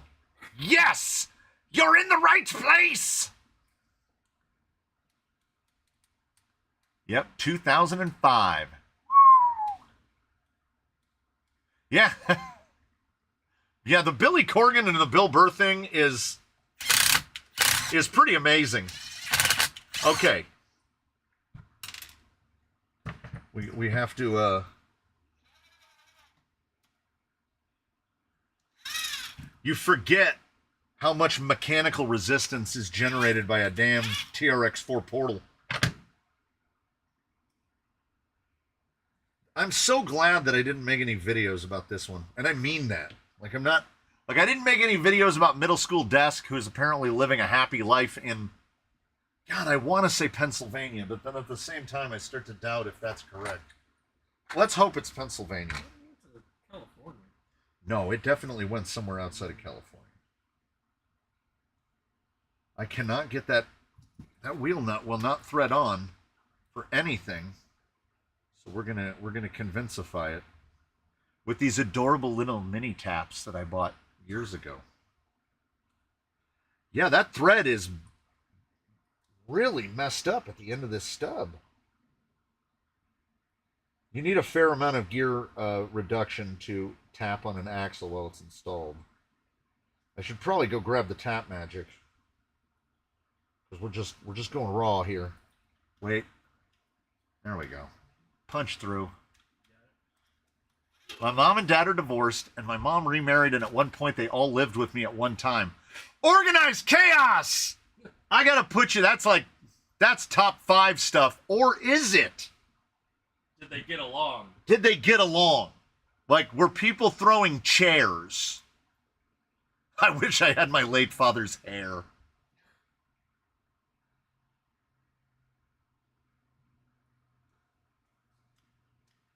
They were better. You moved to the tap. I don't know what my parents look like, their names, how they sound, or really anything about them. You had already moved yourself way up with the 7 foster families. Yeah. Like, you don't have to double down on everyone. We're all children of dystopia. Like, that's why Hugo just over here flexing 2 parents all living in one house together. I said it in a stream before, but it's definitely, I want to retain a spot on my own self-generated leaderboard. So my last memory of my parents together was them engaged in a physical altercation in the living room of our house. I was probably around 5, I want to say. And while in what could be mistaken from an embrace, if you took it out of context, they crashed through a sliding glass door together. Welcome to the 70s, baby. All of a sudden, I feel normal being here. One of us. Do the Mias plastic portal stub axles interchange with the F10 big boys? Yes and no. They use a different inner bearing in the box. But other than that, yes, you can put put 5 stubs on your Mias, or you can put 4 stubs on your Vanquish, depending on which. If you don't want to have to deal with the 5mm axle and the 8mm nuts, you can swap them around. But you will probably need to have the bearing, the different bearing, because I think one is a 6-bore and the other one is a 5. But that's the only like the actual plastics are completely interchangeable, and the stubs are as well. I've been working in the same place of business 6 years longer than HTV that's been alive. No, and yes, or no. I've been blind longer than he's been alive. Mom and dad are divorced. Mom hates dad. Dad couldn't care less. Wife hates my mom. Mom hates my wife. Dad loves everyone. That just sounds normal. Like, that's definitely a degree of normality there. Now, we're going to see. Did he fix it? Should he? We're going to run a tap through that nut. I think. Okay, this is the most efficient way to turn a lock nut into not a lock nut, but we're going to do it anyway. Because if you tap through the nylon, it's definitely not a lock nut anymore. Okay, I have both my parents and just tolerate both of them. They have the same feelings about you, I'm almost sure. Speaking of Crawler Canyon, I've always been told just before a riot starts, someone throws a chair. I've always wanted to go into a Best Buy or a Walmart and test this. But launching a folding chair into the air. It would work in a Chuck E. Cheese, too, most likely. You go to a Chuck E. Cheese and throw a chair, something's going to break out. My brother lives 2 blocks from me, and we only talk about every 6 months. Mr. Saxton, one of my brother-in-laws, so no relation, we had been going over to his house for years at this point. Think probably close to 10 years. His wife, my sister-in-law, says that there's a phone call for him. He goes and talks on the phone, and we go, oh, who's he talking to? And she goes, oh, his brother. And I went, he has a brother? Like, had known them a decade and a half at that point. Okay, since the time that I started dating my now wife, and now, I have seen that man's brother one time. He lived 200 yards away. He was like 5 houses up on the same street. I thought I had a close-knit family, but... Oh, that's his brother. Who you've never seen. And we never talk about. Don't come around at holidays or nothing. And it wasn't like they disliked each other. They just...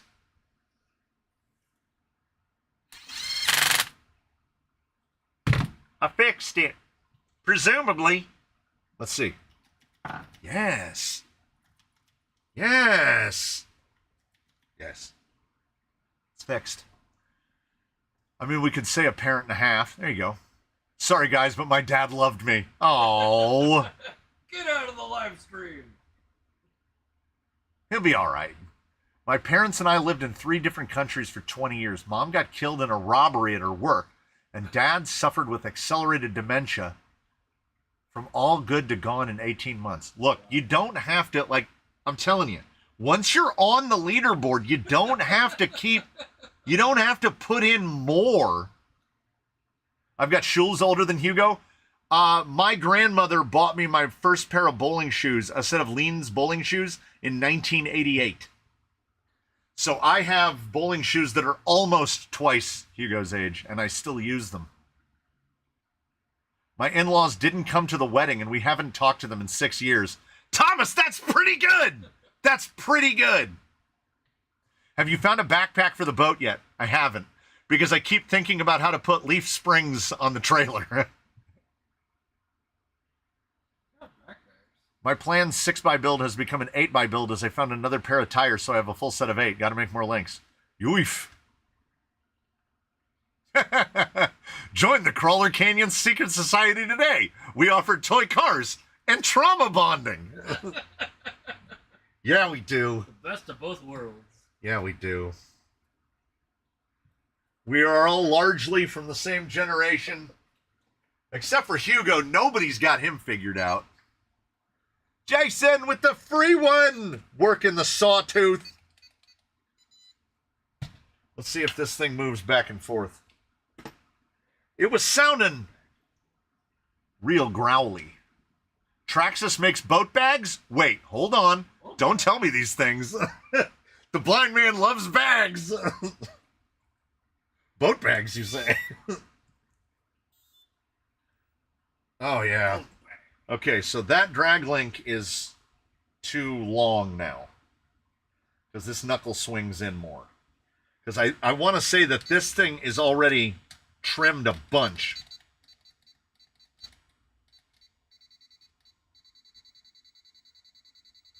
Yeah. I mean, we're off a little on the trim now. A little bit.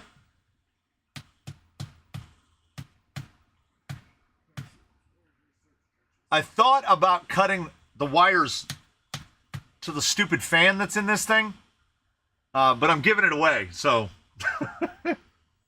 it's somebody else's problem.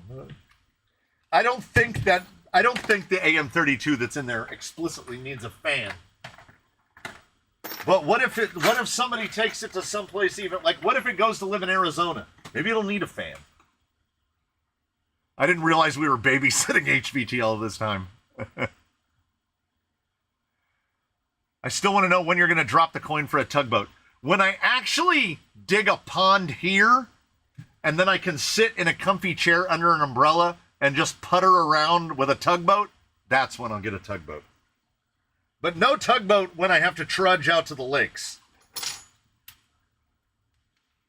I'll need more than a fan. That's probably true. Imagine the smell of a boat bag after a trip to the lake. It would be hanging on a hook outside. Sure, I'm glad I thread locked all that so I could take it apart again.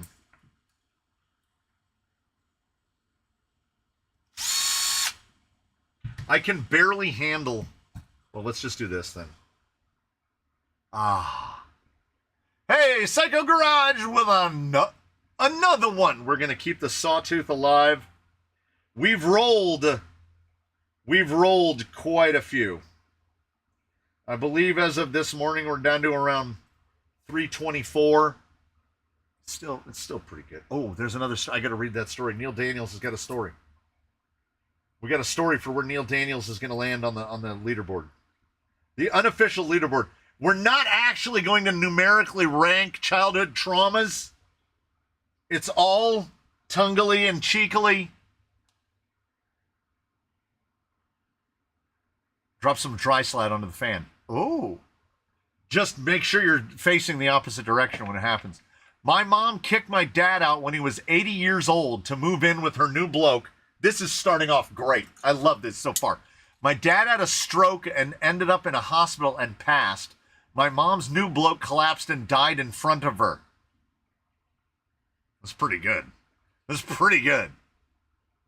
But that's like later in life trauma. By this point, we're all just desensitized by traumas, aren't we? Dang! Sputter with 10. The man Chuck himself with 5. Feeding the sawtooth. And hey, Bonita Creek! Somebody got Bonita Creek! And Rice Krispie. Sputter with accuracy on that one. You need an RC dredger to get the most pungent mud and slime from the bed of shallow waters. Whoo-wee! That water is like... It is really advanced lake stink. It's impressive how strong that smell is.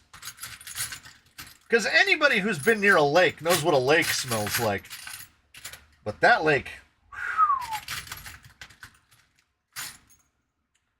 I need a link shorter than that. Or I can go to the other side. Maybe easier to just go to the other side. Marcus with 5! Jeremy Mitchell. I know that name. Marcus hit him.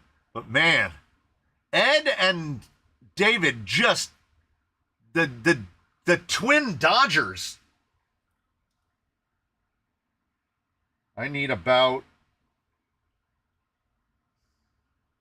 Yeah, it's going to be a lot easier to make an 80 millimeter link than it is to make a 60 millimeter link.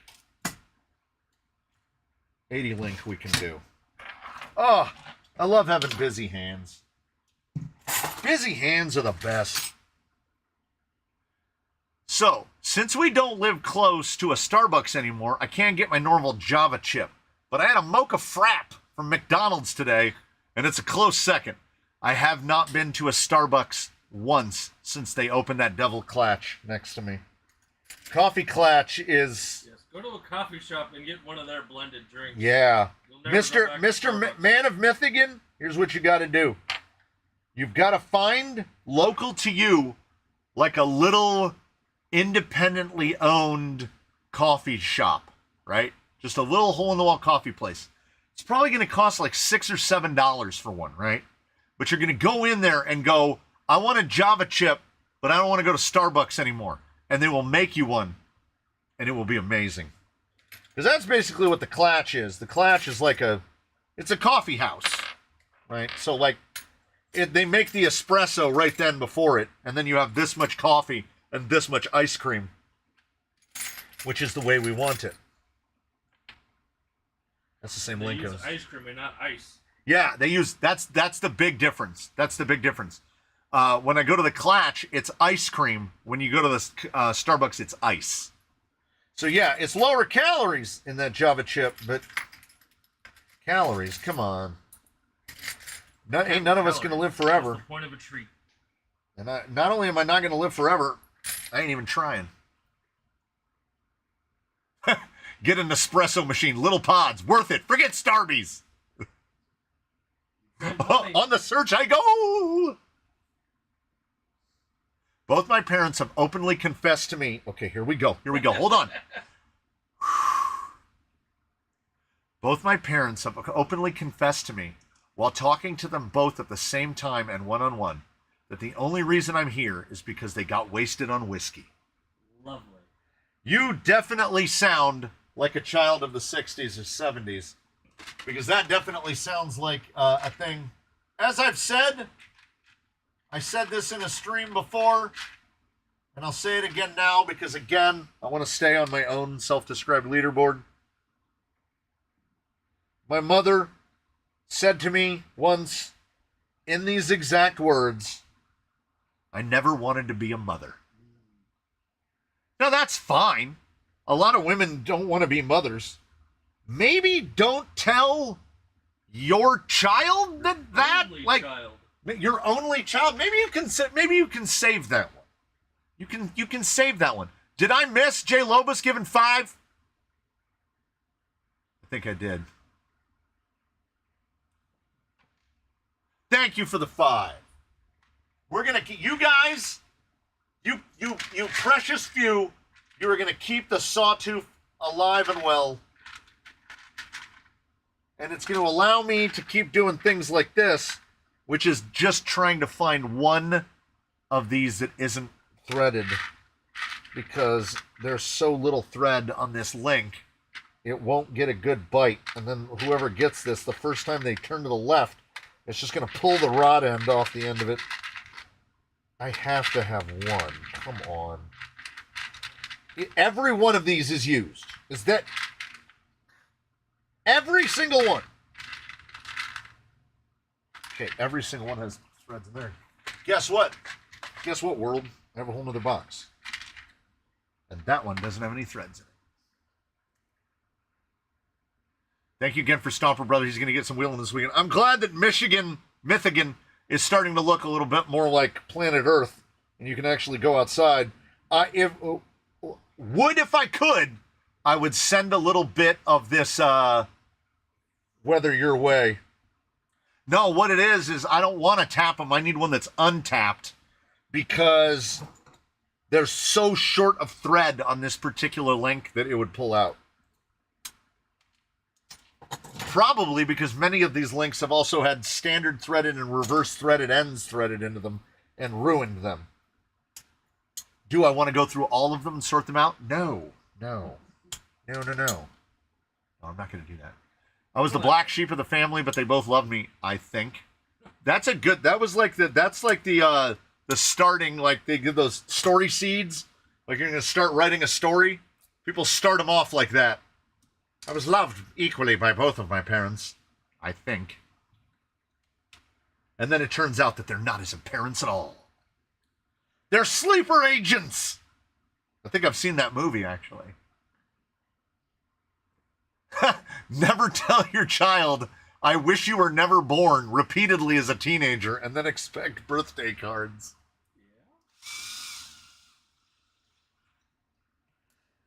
I've been told from a few witnesses that my grandfather broke a 2x4 across my dad's back. That is solid! My first child was created on New Year's, and the second was a Valentine's Day accident. Both accidents. We made both of ours on purpose, and we got the lottery win. As far as I'm concerned, I had my first kid at 30. I was 30. If I had my first kid at 23, murder suicide all around. I would not have been able to make it. I am only now starting to develop some degree of patience to where I don't want to stab people to death in parking lots. I would not have been able to handle kids while I was still a kid. My maturity is only, I haven't even caught up to the maturity level I probably should have had when I was 30. And I'm here now. But I do feel like I let stuff get to me a little bit less. Except driving. God, I get in a car and everything just short circuits. I want a missile launcher attached to my car.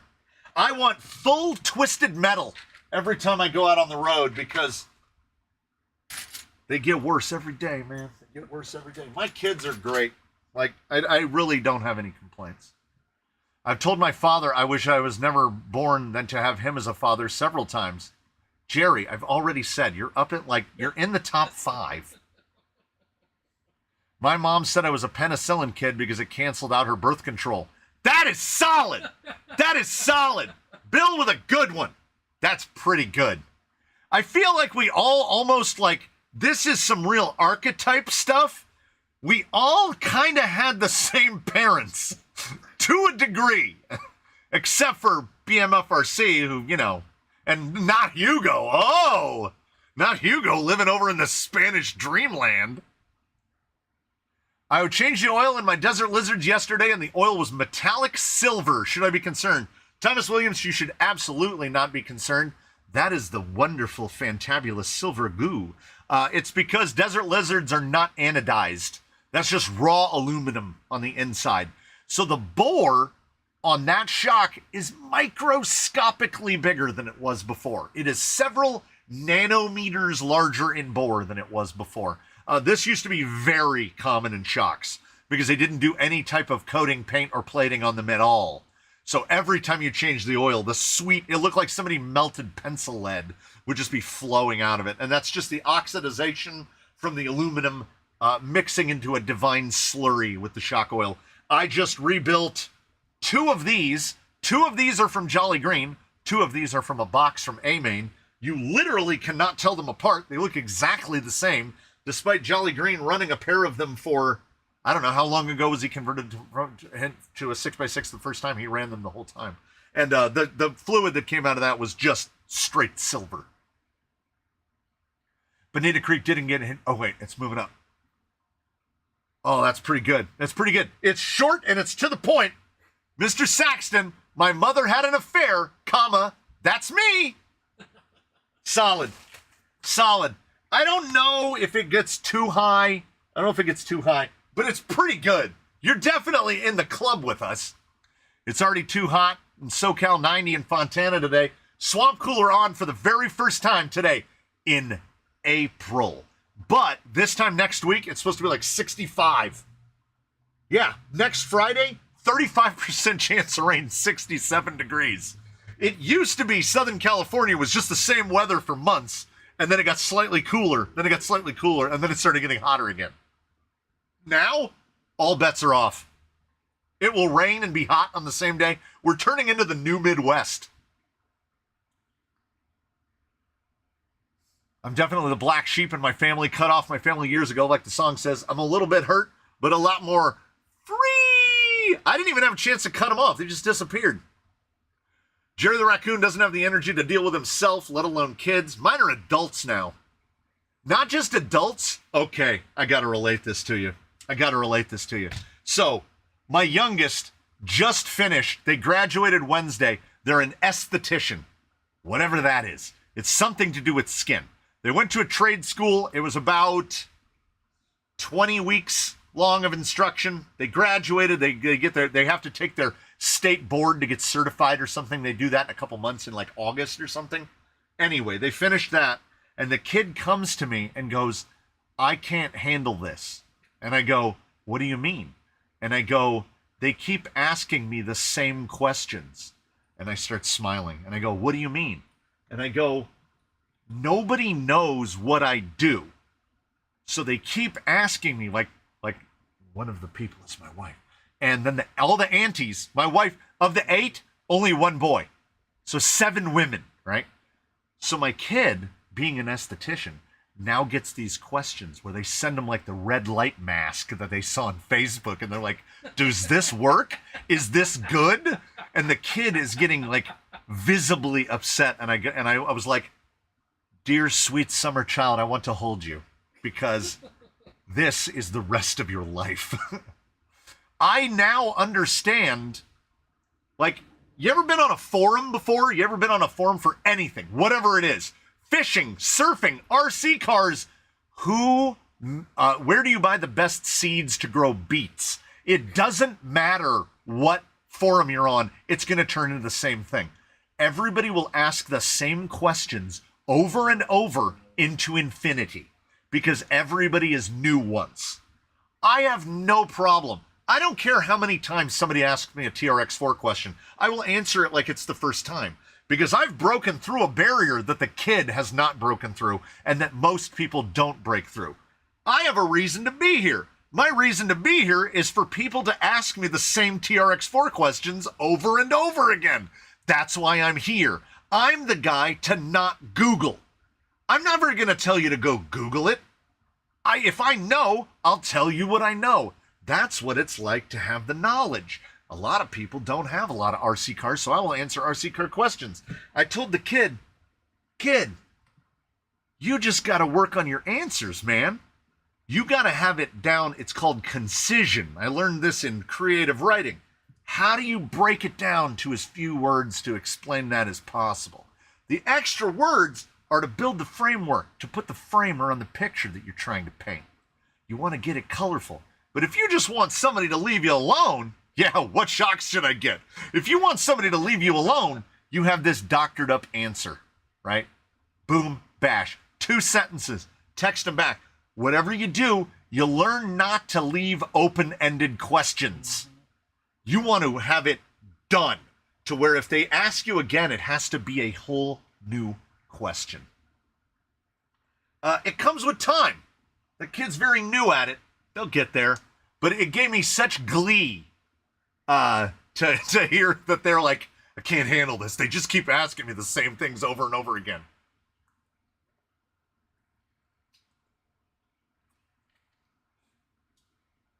Oh, man, I'm missing some. Okay. I'm 23, and I had the same thoughts about if I had kids right now and driving. Oh, yeah. 2 of my children are Irish twins. 2 of my wife's sisters are 11 months apart. Doctors told my lady it would take a miracle to get pregnant. I would never say I work miracles, but hey, I was getting paid to beat people up in my 20s. Bouncer? Probably would have made a good dad at the time. I'm 52 on Sunday. My kids are 17 and 10. You're not that, like, for our generation, that's not too offset. That's not uncommon. Most of us were having kids like at like 30. It's crazy that my contemporaries at the time, the hooligans that I was running with at the high school years, one of my buddies that, well, I guess they're buddies forever. Like, we didn't have a falling out. He lives out in Henderson by Vegas. His oldest kid is almost 30. I'm like, what? What? I'm like, does that make you feel older than you even are? Because that's 10 years older than my oldest. But he had the kids, like, high school, find the girl, knock her up.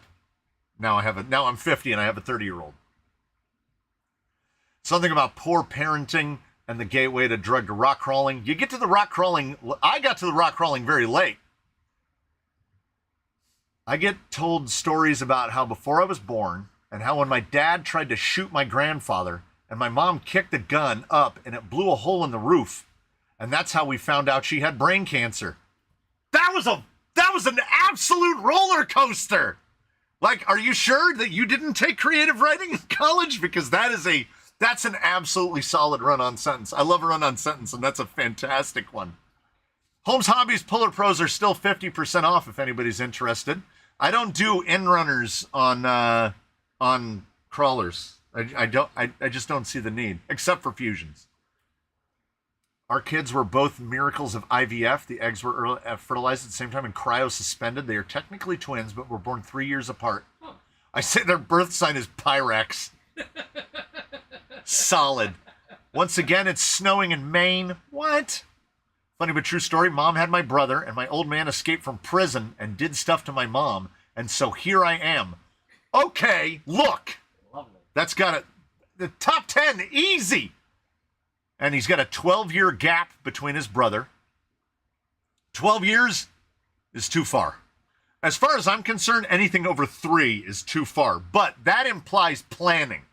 Like, you have to be planning your kids to get them. Ours are almost precisely 2 years apart, which is what we wanted. So why is this industry so behind in shock technology? I don't know. Why is it so hard to make a shock that just doesn't leak? Shocks have been around forever. Controlling the weather went from a conspiracy theory to a college major. That is true. I am deadly serious about wanting the low-C crawler. What do you want for it? I really, really want it. I was just looking at it today. It's hanging on a peg over there on the wall, and I really do not have the motivation to fix it. Hey, David Hiscock's dad was born in 1939, him in 69, and his firstborn in 99. That is, I can do the math on that. That's 30, 30, 30. Congratulations on your kid's graduation. I mean, everything feels the same, though I will confess, Thursday and Friday, I didn't have to drop the kid off and pick the kid up. It does feel like freedom. I got a lot more done today. My bench was clean. It was a disaster, and then it was clean, and now it's kind of a disaster again. But it's not as bad as it's been. I'll clean it up. I got a bunch of shims to install in Wizards.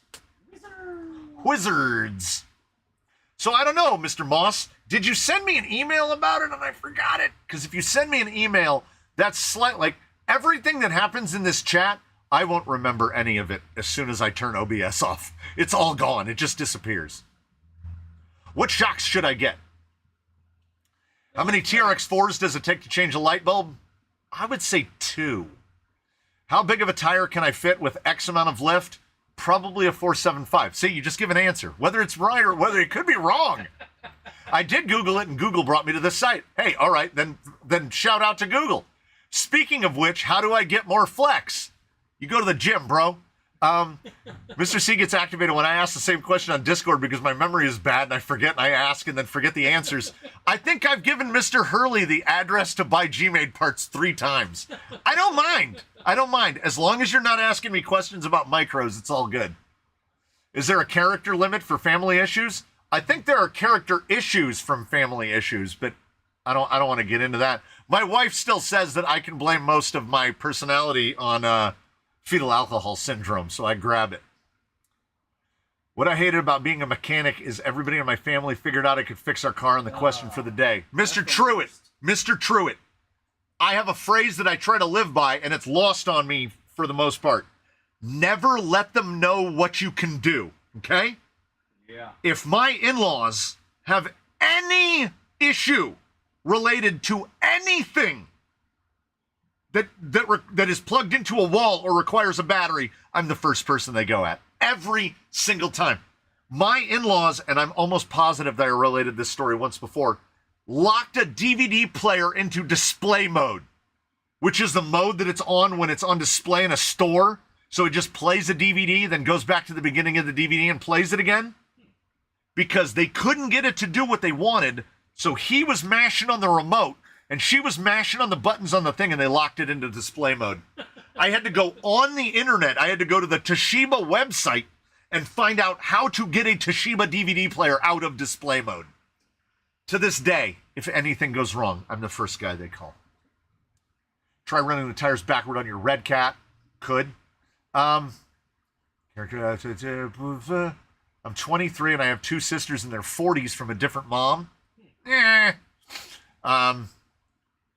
14, a 6, and a 3-year-old. Luckily, sniff, sniff now. 14 and 3 is... Well, I mean, you can make the 14 and watch the 3-year-old. That's pretty good. That's a nice thing about having that big gap. My half-sister is 9 years older than me. My half-brother is 8 years older than her. That's a big gap. So, like, you guys... Jonathan, are you guys, like, pseudo-strangers? Because you're so far apart. Like, you and the eldest are basically different generations. Like, do you guys have anything in common other than a small amount of genetic similarity? Me on a computer with 5. I'm trying to catch up. Oh, Erwin's going to bed. But he left a poop emoji. Maybe Erwin's going to poop and then go to bed. That short you did on filling desert lizards was so helpful, made filling mine so much easier. I literally only just figured that out. I have filled these stupid shocks so many times. This is like my 8th or 10th set of desert lizards, and there's a hole drilled in the side of the bench because I used to stick the end of the shaft into the hole, hold the wrench, and then turn it and use the bench as the third hand. But clamping the wrench into something is much easier. Mountains and Creeks, half Hawaiian. My name is Jeb. I sell air. Jeb sells air. Micro Mitten Crew. And Sean Donahue. That's a name I've seen. So we got to be up like 35, 40 on the day. Everybody, even a couple exes, ask me questions about what's going on with their cars. I tell them it's hard to diagnose anything unless I'm at the car, but nobody understands that. You mean you don't like to diagnose car problems through texts? It makes a sound like tick, tick, tick, tick, tick. Yeah. I try to offer the it's tough to diagnose over the internet all the time. It works sometimes. My dad wants to put TRX4 axles under my Ascent, thinking it'll address clearance, gearing, panhard, third link. What's your thoughts? I think that the front upper link will go directly where your motor is. So unless you go to a conventional 3-gear on that chassis, I don't know how you're going to get your front upper on there. Because the front upper on a TRX4 axle is definitely on one side of the axle. It's not right in the middle like the pumpkin on a Gen 9 axle. I mean, the axle will make everything better. The TRX4 axle and the Gen 9 axles are not comparable in terms of quality. But I think that a lot of the parts on the Ascent itself aren't going to play well with that axle. Electrical diagnostics over the phone are always a treat. Trying to diagnose anything over the phone is just a treat. I was close with my sister when I was very little because she was built-in babysitting. I got close with both of them once I was an adult. Easy for a 25 and a 42-year-old to get along with more than a 12 and a 29. Yeah, that's absolutely true. That's absolutely true, yeah. 25 and 42, we know the math, but it somehow seems closer than 12 and 29. Like, what does a 12-year-old and a 29-year-old have in common? Meanwhile, a 25 and a 42, y'all got the same problems, baby. Just the 42's usually got more of them, so you can all just relate by what problems you have. Did you decide if we can buy the Jolly Green chassis? I am probably going to go forward with it. I talked to Zoku about it. Perhaps this week we'll get another, I'll do another members update on it. So now we're the other way. Still a lot of trim. Oh, that just means it's a little too short. It's okay. It is not a tremendously overpowerful BEC in this thing. I think they even say it's like 6-volt, 3 amp. Yeah. It's a giveaway. So I'm putting a 45 kg in it, but I would recommend that whoever wins it next week, if you like it, put a direct power servo in it or change the speed control. Either will have the same net effect. You have something with, I mean, 6-volt, 3 amp, it will get the job done, but that's about the end. It's definitely not going to blow you away. My son told me if I wanted grandchildren, I would have to have another kid. I told him I never make the same mistake twice. That's repartee. That actually indicates a semi-healthy relationship as far as I'm concerned, coming from a dystopian and broken one. Would you just... There's no reason a fan should be that loud. Being in the automotive industry, I get questions all the time. I've started requesting payments in Cash App before I even get the question. Jay Lobus, Charles Hurley, Chuck, you got to listen to that. Get yourself a Cash App and a Venmo and be like, yeah, I can diagnose that for you. Here's my address. Send me a tenner. Is the Ghoulie Moo Pinion 32 pitch? Yes. My parents were as old as other kids' grandparents when I was young. All the pictures I have of them when they first got married are black and white. It was probably more of a curse than a blessing. Yeah. Yeah, even my grandparents, like, my grandfather was born in 1915, and my dad was born in 1952. So my grandfather would have been 37 and had fought in a world war, survived a depression, and then fought in a world war. So having kids old was a thing at that time.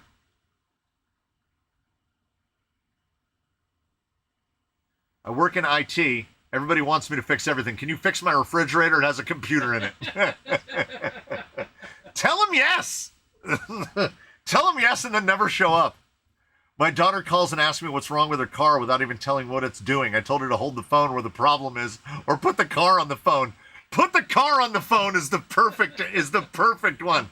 But depending on generational gaps, they will go and plug it into the jack for the car.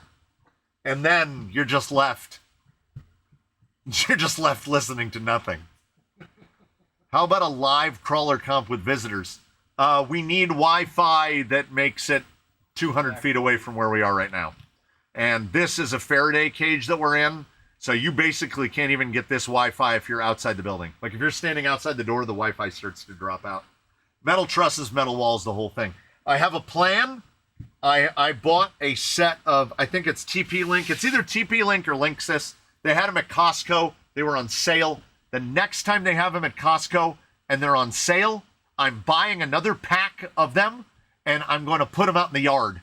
And I'm going to have full blast Wi-Fi the whole yard. And we'll put this on the laptop, and we'll attach a microphone to it, and we'll do one outside. It'll be a blasty, but it's all not in the summer. It will not happen in June, July, or August. But it is more. That fan is loud.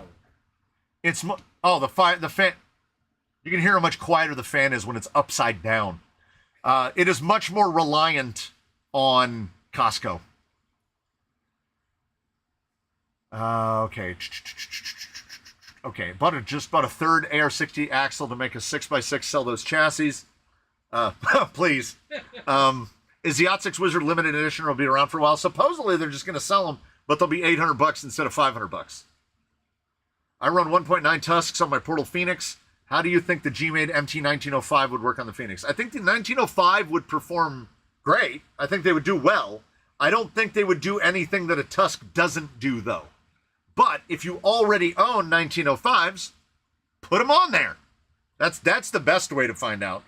Get a second set of wheels, put them on there, test one, swap them, test the other. What does one do that you don't like? What does the other do that you do like? Make a choice that way. We actually ran around. I walked around with the whiteboard today and did the straw poll of what is the most common tire in the canyon. And unsurprisingly, it is the J-Concepts Tusk. 8 rigs with tusks, and a set of tusks on the rack, another set of tusks on the way, and I'm sorry, I forgot about the 525 tusks. So there will at some point be 11 rigs in the canyon on tusks, which is like 20% of the crawler fleet. The sticker on the fan hides the bearing that needs a drop of oil. Yeah, but unfortunately, this fan is behind a little... The fan is behind a little plastic shroudy boy. If I hold it up this way, the fan sound basically disappears entirely. So I would have to disassemble this thing, oil it, and reassemble it, or I could give it away next week and then never hear it again. Which would you do? Keeping the fan is your... What are the axle options for the 6x6? Whatever you want, but it is built around TRX6 axles. Thanks for the time you spend doing the videos. I know what it takes. Great job. Hey, thank you.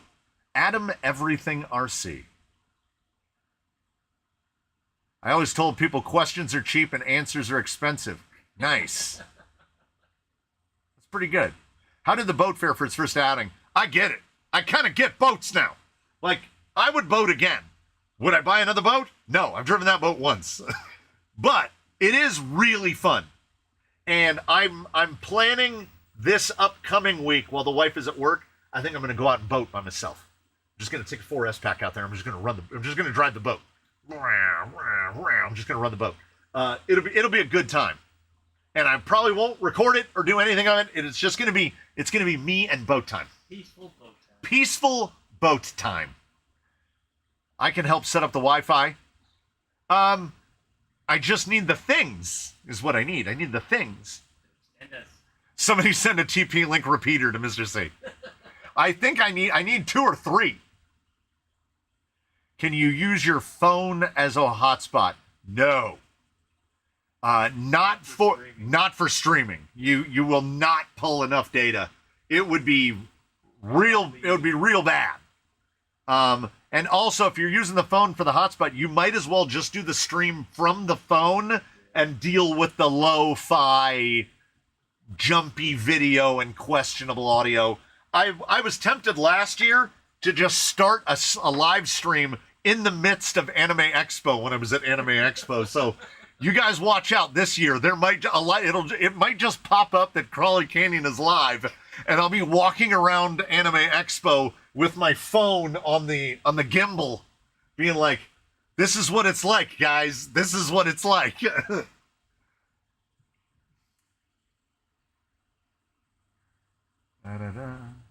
Was gonna pinch them off the G-Made Spider to try on the Phoenix. Yeah, just swap them one to the other. Thanks for the Aztecs. They're in a box. It's way over there. It's really far away. I put your DX3 in there. I put a bunch of stuff in there, and I'm going to send it off. I would like to say today, but probably tomorrow.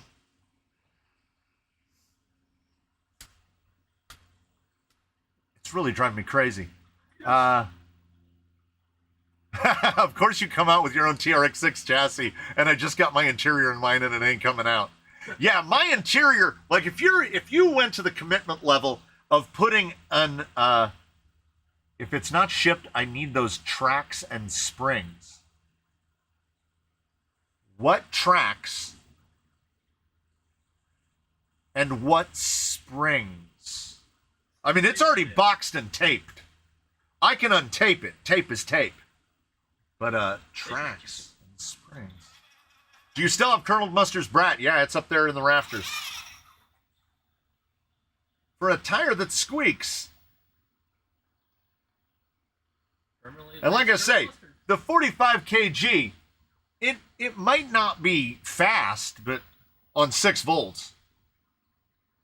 But the goop gets the job done.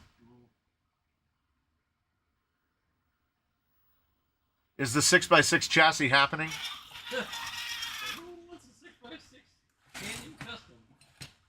So, like I said, there will be a video. I'll get a video up during the week where we'll discuss more of the details and basically, here's what's going to happen. You have the opportunity to make me extremely angry, all right? Extremely angry. Because I'm going to, I'll set up like a request or whatever, or a pay point.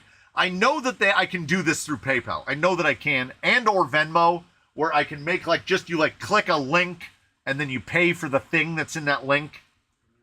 And at least 10 people have to do it. And if 10 people don't go through with it, I'm going to refund their money and take the like however many percent hit that you take. Can't handle it anymore. You're a business.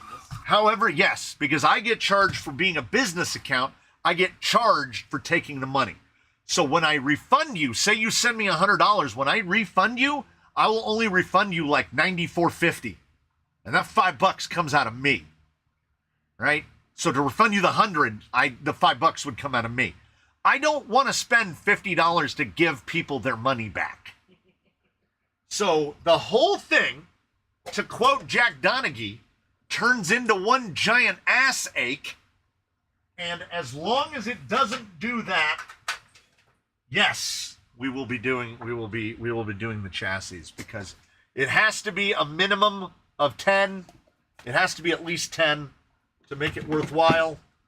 And even at 10, then it will all but certainly be a limited number. I could not see under any circumstances doing more than 100 of them total. Beginning to end. So as I sit here now, I had to sit down. My back is starting to hurt. I would say 100 max, which sitting here, 100 is an insane number to me. I would be just as happy with any number, as long as it's more than 10. It's all the same. It's all the same. Ever use cantilever beam suspension on an RC vehicle? No. Like what do they call them? Beam link, like the kit Proline made? No. I still believe that if it's fast, just put independent suspension under it. I can still hear that fan. I unplugged it.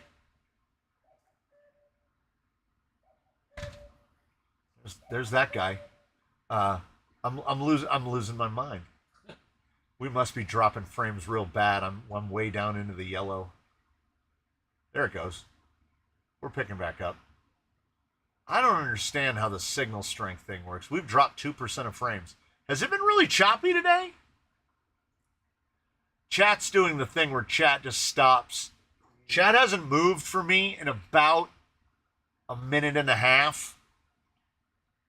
So I feel like at some point chat's just going to shoot up.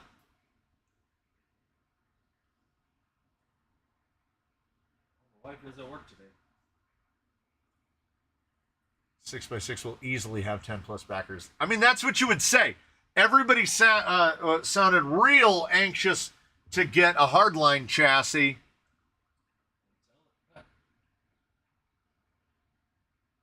If you come up one short, I'll buy one to keep the party going. What are you going to do with a 6x that runs class 2s? Don't take one for this team. Bunch of jerks.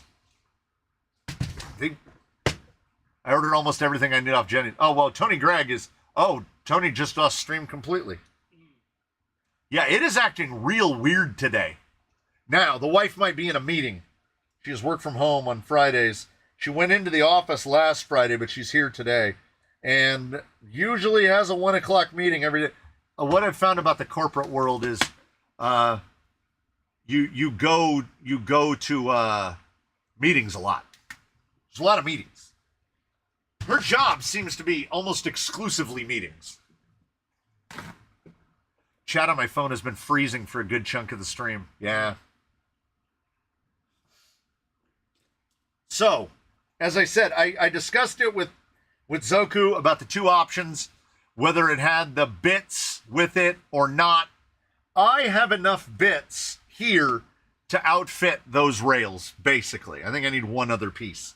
I need to order the inners for the axles because I have the housings that I stole off of Jolly Green when I outfitted him with the Yeah Racing housings. But I basically have enough to build most of another one. I don't have an anvil. I don't have a couple of bits, odds and ends. But I have most to build one. And I kind of want to build another one just to, you know, I for sure it would be a giveaway on here for whatever reason. I'll find a reason. This is the 3 million guy, and I need to give him a test spin to see how he's doing. He feels pretty good. He does not have an excessive amount of flex. He's built in half droop on the Desert Lizards. Pretty smooth. Pinion angles look good. He needs a going through with the dry slide. But it went together pretty clean. I did learn that I hate these sliders. They're aluminum.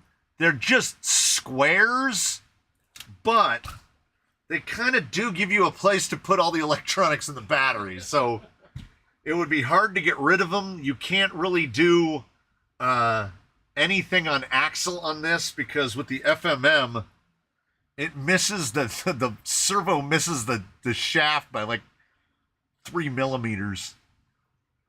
Did the brass for the Lord arrive? Not that I've seen, but I haven't been outside in a while. Oh, what body for this? I'm not telling. I'm not telling.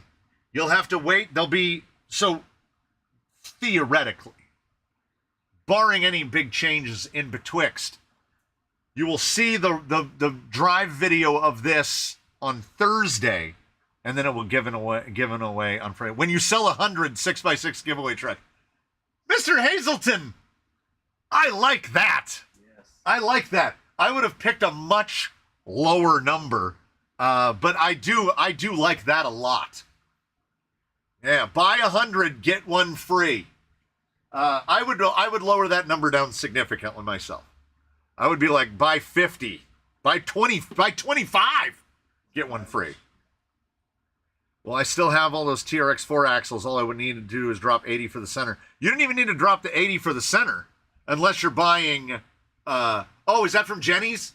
So that's just a full set. Yeah, that's the way I would do it too. I would just buy a full center axle from Jenny's for $80. Yeah. Doesn't your rear axle need to be flipped? But he has other axles. He already owns the TRX6. I feel like my build is really. Here's what I'm doing. Here, stare at this empty black mat. Yes. Maybe we can talk some other people into it. So I feel like this thing. Let's get the proper low angle. And it is a pretty red. Yes. By the way, the blind man. When we say the blind man is blind, we mean the blind man is blind. He says that this is red. He sees this as red. So, send Mr. Blind Guy out to the mailbox. Apparently there's a package. It's hot outside. He says it's too hot outside. I'll open the door and check. He's going to see how hot it is. Okay, my watch says 90, which means it's at least 95 outside. Well, I can check my home weather station. Sometimes I forget that I have it. There's a breeze, so I will do it. He says he's going to go because there's a breeze.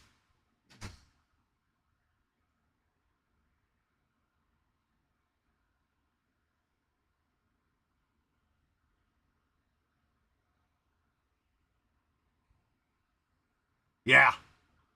There you go. 4 mile an hour from the west-northwest, 98 degrees, 18% humidity, feels like 94. Ted. This is the desert. Everybody, this is the desert. TRX4 springs with the tires. Oh, yeah, the tires are in there. Okay. How many, and you said blue band, right? How many blue band springs do you want?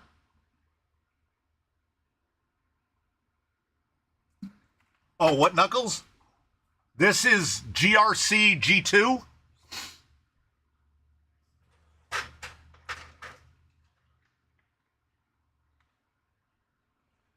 So GRC GO32GH. This is the brass high clearance knuckle kit. There's really no drawback. You can see how much higher up the portal is. Like he's got clearance all the way under.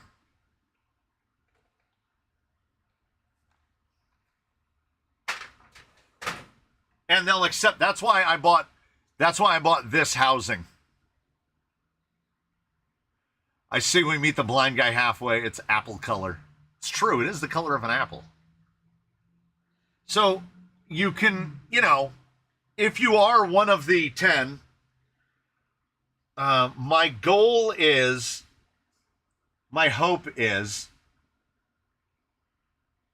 throw at least 4 of whatever you want to throw in the box. All right. My goal will be to include rails. Like the minimum package that I would feel comfortable selling is rails, servo mount, panhard bar, and front upper link. Cherry pick your mail? Because, yes, very much so. Because all the rest of it, all of the links, these are all TRX6 links all the way down. I made my own when I did the conversion, but they're all the same lengths because it just moved the skid.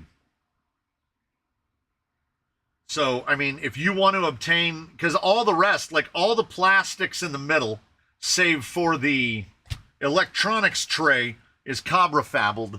But if you put a Fusion Pro in it, you don't need to put an electronics tray anywhere. So, and it will have more room behind it than the big axe will. I mean, look at the amount of space between the chassis rail and the back of the motor. And I somehow managed to fit this body in there. Built for an anvil, but you can run pretty much whatever. Are we getting tram room in Discord? Tram room. My estimate is if you are a pre-buy at 100, and you just want the base, which is the links, the servo mount, and the rails, it's probably going to be $100 for that. So your $100 will get you that. The full kit would be more. How much more, I have not determined yet. It depends on whether or not I can get some of the pieces in number. Front bumper, body mounts, how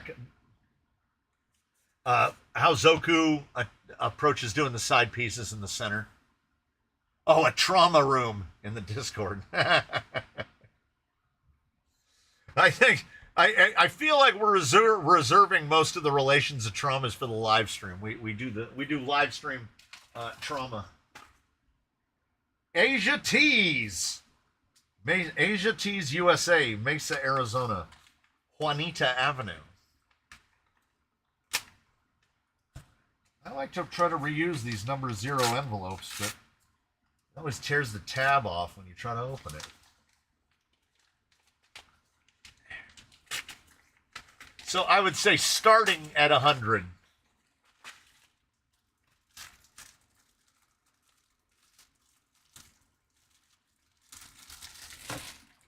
I'm unbagging out of frame because like every single piece has my name and address on it. Is that bed done with a router? No, I just did table saw. So we've got brass large front weight for BRX. We've got angled guys. We've got brass front weight. Oh, is that rear? Large brass large weight blocks. For the BRX? For the BRX. Thank you. These are for Lord Penaby. Ah. Don't get greedy. And then the brass front weights. Oh, man. Oh, good. That was out of frame. Jeez. Asia T's trying to dox me over here. The bed is T111 wood siding. It's scale T111. I wanted the bed to be walnut. It's getting really difficult to obtain walnut anymore. So this is cherry. And then I just put a stain on it that takes it a little more to where walnut is. This was all just done on the table saw. I had already pre-cut the rails. Like if I was going to include a bed, and I'm not saying that I will, but if I was going to include a bed, the beds would have to be cut. It can't be like this one. This is a bespoke bed because I basically, using a dado, the little servo mounts that are here are inset into the bed, and then this is full thickness. So the bed would be a lot thinner, meaning it would be lighter. The bed weighs about the exact same amount as the cab. So it could be lighter, but when it came in right at 10 pounds, I wasn't really concerning myself anymore with trying to reduce the weight additionally. Like, it seems fine. And the idea to throw in the silicones on the rears was the best idea that I was struck with having, because they're and the guy who said that guys who comp these don't run springs on the middle shocks was the game changer, because he's running 10 Pro springs on 2660s all the way around. So 4 pounds of springs for a vehicle that weighs 10 pounds, because he's almost 70% unsprung weight. My oldest is 12, and he's learning how to drive because we live on a farm, as I did. The extended family does not approve. Something about laws or something. Jeez. Your property is on your property. Laws don't apply. Are you going to number the chassis? I will. Yeah, I absolutely will. Well, the first 5 will be number 1. I guess that one that's under there is technically number 1, because that's the first one that was cut. So the first one that will ship will be number 2, because we'll give away number 1 if we get to the point where we give away number 1. And if we don't get to 100, then I'll just give it away as, like, I'll put the plastics with it and it'll go as it is, out as a conversion, not as a whole vehicle, because I won't, you know. Well, my level of motivation is network dependent.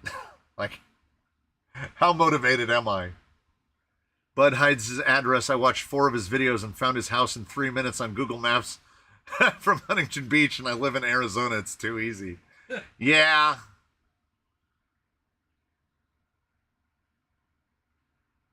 Make a cinema for playing crazy sci-fi moves and call it the Trauma Room. I know of Trauma, of, you know, Toxic Avenger and whatnot.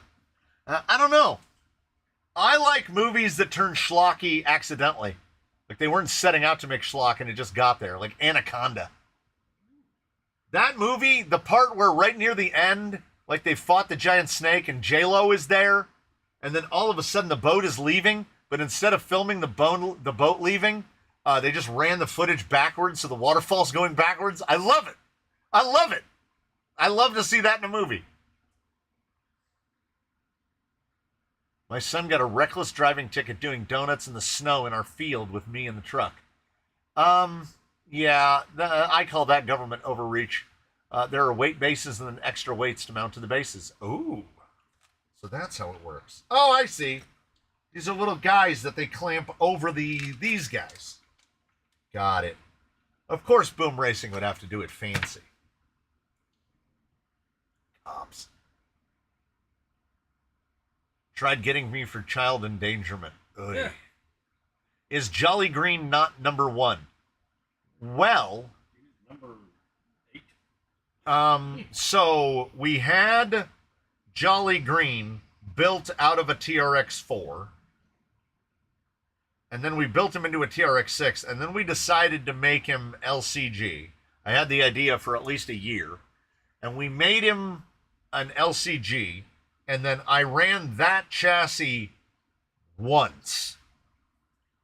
I think I know where I put it. I think it's on top of the 3D printer. That's how much I used the 3D printer. I put unused aluminum on it.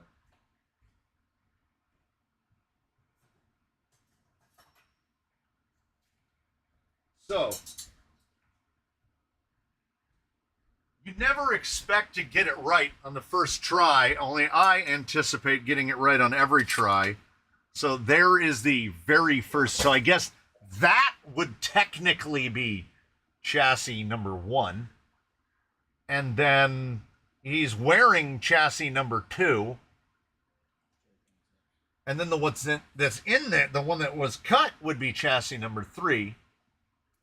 But, oh, Mr. Tarantino's headed to bed. I get you. I could go to bed right now. Because this was CAD'd and then sent to cut, we will have mostly the same sort of lineup. Like you can see, a lot of the main holes line up, but you can see where changes were made. So we've slotted it here so that you can adjust your panhard positioning relative to what type of servo you run. We increase the neck up here so that the drag link doesn't hit the chassis. We ovaled this hole out so that if you don't want to run that titanium bumper, you can just put a regular like element front bumper mount up at the front and run whatever. We've got increased clearance behind the back. We've used a lot less material. This one moved the shock towers forward. Let me try to line it up. So right about there. So this moved the shock towers forward to the positions that I'm using now. So I'm a little forward on this. On this chassis, you'd be in middle row, middle hole, basically, with 85s. Actually, no, I'm sorry. It's middle roll, third hole. You can run a 90 if you want. Because I know maybe not everybody wants to run 85s. I think big bores are the way to go, but, you know, I didn't want to make it completely... It is required that you run only the things that I say you can run. If you want to run a different housing, great. If you want to run a different links, great. Yeah, the first two are prototypes. How do I get one? I will have another... Oh, Neil Daniels is not a member. That's interesting. Okay. I mean, see? It starts to turn into an assay pretty quickly. I put it up as a members post, the announcement that I would be potentially selling them. And then I can start a Discord. I can do a Discord channel specific to this. And I was going to do a members only Discord channel, but I guess what I'll do is just a regular Discord channel where we were going to talk about this stuff, because I want to make this easier for me. If it's too much work, I did 13 videos this week, and I'm slated to do like 9 next week. So I'm getting tired, guys. I'm getting tired. I can only do so much in a given week. Whatever happened to the weekly dumb, I haven't had any time or motivation to do one. Yeah, this is how chassis iterations go. If I had the gumption, I could go to the drawer of unused rails and pull out at least 4 of the 5 chassis rails that were used for building Blue Sky High. He's on like his 6th chassis. Because that was an excellent building and learning experience, because I learned a lot about 4-wheel steer. Optimizing the stuff to be 4-wheel steer. He's better than he's ever been. I don't know if he's perfect, but he's certainly better than when I made the first 4-wheel steer chassis. I could email you and you can send me a PayPal link. Do the Axial 10 Pro portals come with the servo and axle mount? Yes. Yes, they come with the plastic one. They come with... They will come with this exact bracket. They have to, because the servo bracket, so that bolts to the axle, and these 2 spots right here are where the upper links attach. So yeah, they have to. That makes me question. Oh yeah. because if you want to run it without servo and axle, you have a giant knuckle piece.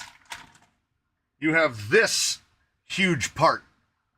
This is the panhard / front upper link mount that goes on the tube. Because I did build Terrence as a chassis mounted steering. I wanted to try at least 110 Pro chassis mounted steering. What happens when you turn a Traxxas boat into a crawler? I am not going to ground my boat. What do you think it would cost to build a TRX6 with your chassis? Honestly, probably right about the same as what it would cost to build like a Wizard. Probably about the same. It depends. Now, like, okay, so would they bolt onto a Gladiator? You might have to change a link or two, but they will fit exactly as the axles you have on there now. Like your upper link might be too long or too short because of a different mounting position, and your panhard might be too long or too short, but like as into fitting, yeah, you could put 10 Pro portals on a Gladiator, no problem. The rear axle will give you a lot less trouble than the front. And if you're going to run it BTA, yeah, you're going to have to change your front uppers, but it'll go right on there. So if say you built it fully a la carte, which means you go on AliExpress or AMain or Amazon and you buy 3 housings and then fill them with internals. Your biggest expenditure on this single expenditure is going to be the axles. For sure, unquestionably. No matter what else you put in it, your biggest cost is going to be the axles. Because shocks are going to cost you about $75, $25 a pair for big bores, or Desert Lizards. You could put Desert Lizards on there and then cost you about the same amount of money. You're looking at $75 to $90 for shocks. It's a Stealth X, which are usually about $60. You should find them at Jenny's, and they're $50 for 6. Yeah, you can get, if you're lucky, you can find the takeoff shocks from the TRX6 on Jenny's for $50. You're going to put in a servo of your choice, a cab of your choice, which is going to be cheap. Wheels and tires are going to cost you what wheels and tires cost. I don't really factor those into the cost of any build. Links are inexpensive. Even if you were buying your links off the shelf from like Mias, you're talking like $10 a pair for links. So 10, 20, 30, 40, 50. You're looking at about $60 for links. There's nothing about this that's like a really expensive part of the build except the axles. If you can find TRX6 axles, like even if you buy TRX6 axles from Jenny's, it's going to cost you about $200 for the axles. Yeah, you can absolutely run TRX6 shocks. They asked to build one, like they don't have anything. Yeah, you can do 6 chavs, yeah, right? Shocks are shocks.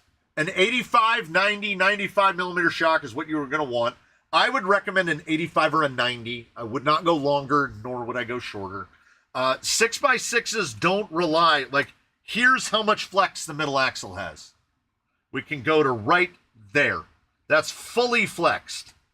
It's more than you need, because 6x6s do not play by the same rules that 2-axle vehicles do. And don't forget that a TRX6 is just a TRX4 with another axle behind it. So it is, well, I shortened mine. So I'm 313 wheelbase from there to there, and then it's just another axle on the back. It's usually closer to 320, but I moved the front axle back because the skid moved back. So it's a little bit of my geometry. It's a little bit of Traxxas geometry. It's a little bit of Zoku geometry. And I just swirled them all together and then relied on the fact that if you put 6 tusks on something, it pretty much goes wherever you point it.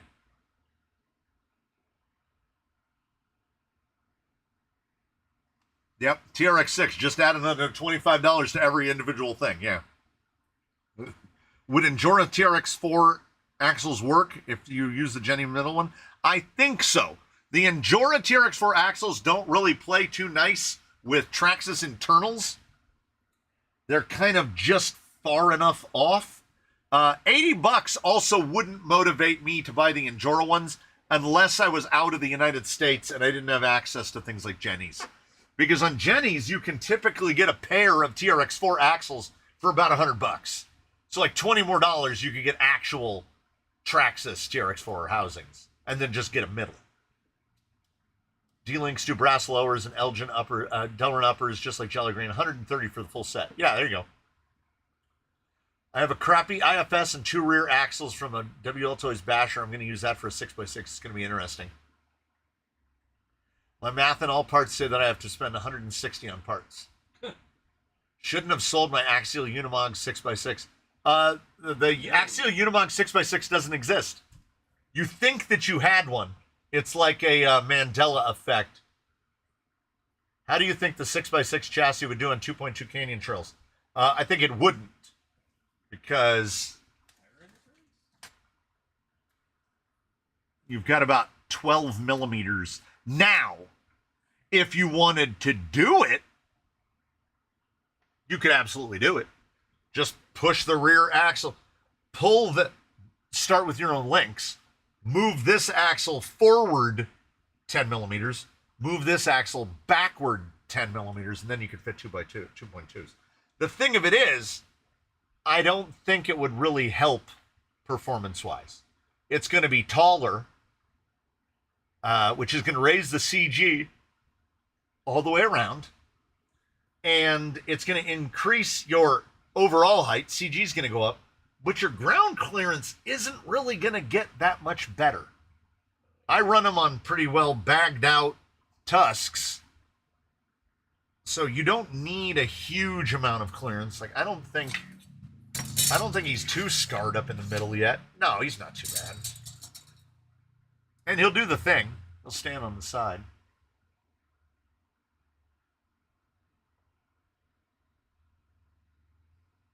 Raised by a single mother who wasn't involved in my childhood much. She argued that I wasn't in sports. I lettered for 3 years in golf, baseball, and track. She went to the library and looked it up in the old yearbooks from my high school. Yikes! You weren't in sports. I remember it fairly well that I was. So he's done a 6x6, a boat, bashers, racers, go fast crawlers. Now you need something on tracks like a World War II half track. Or a tank! Get me a... Somebody send me a Tamiya tank. I don't know what I would do with it. Like, literally. A tank looks like it would be really neat. And then you'd be like, well, there's a thing that I had. And now built. I'm done with it's it. built and I'm done with it. Built 8x truck with 4 axles. 2 axles can be steered. Where would you put the steering axles? 1 and 2 or 1 and 4? I would do 1 and 2.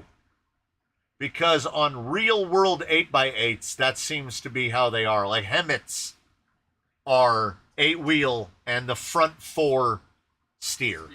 It would also be a lot less hectic to build that because, yeah, it would be a lot less hectic to build that. Because then the easiest way would, I guess, be two middle axles and 1 front and 1 rear. Yeah, and then just drive the middle axles and have those drive the other axles. You could sink your tugboat with the tank.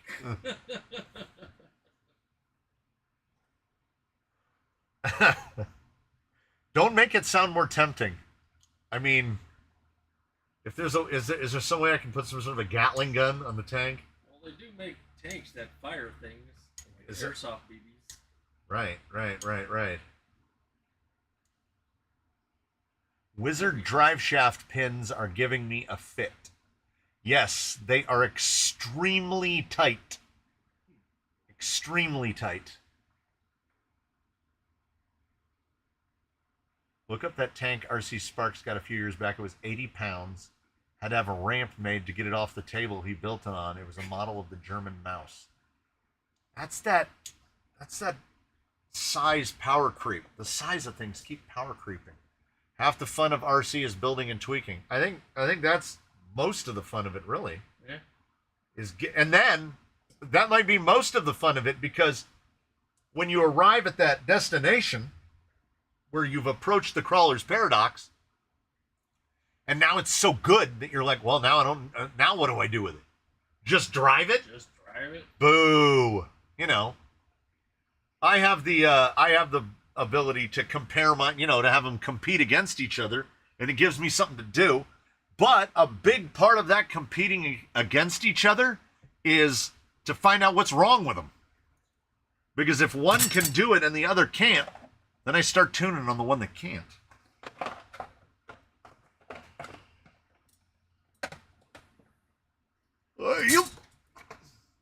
I didn't even grunt when I picked him up.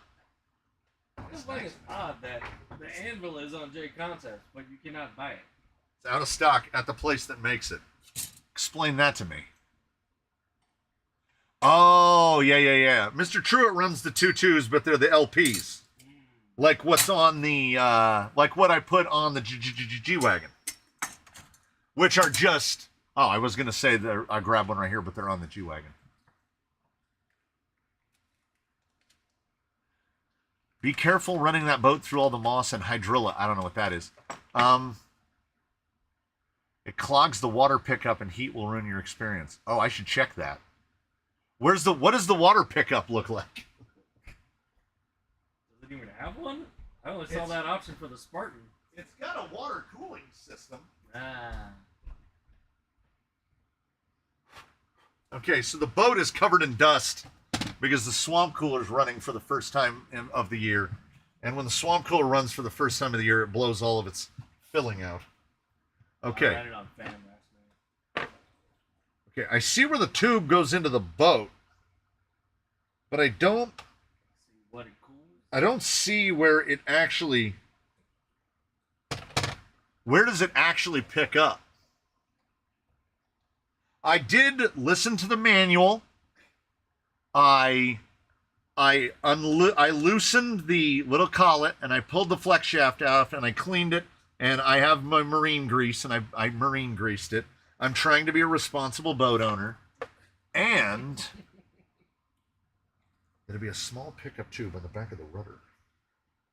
How much battery did we use when we were out there?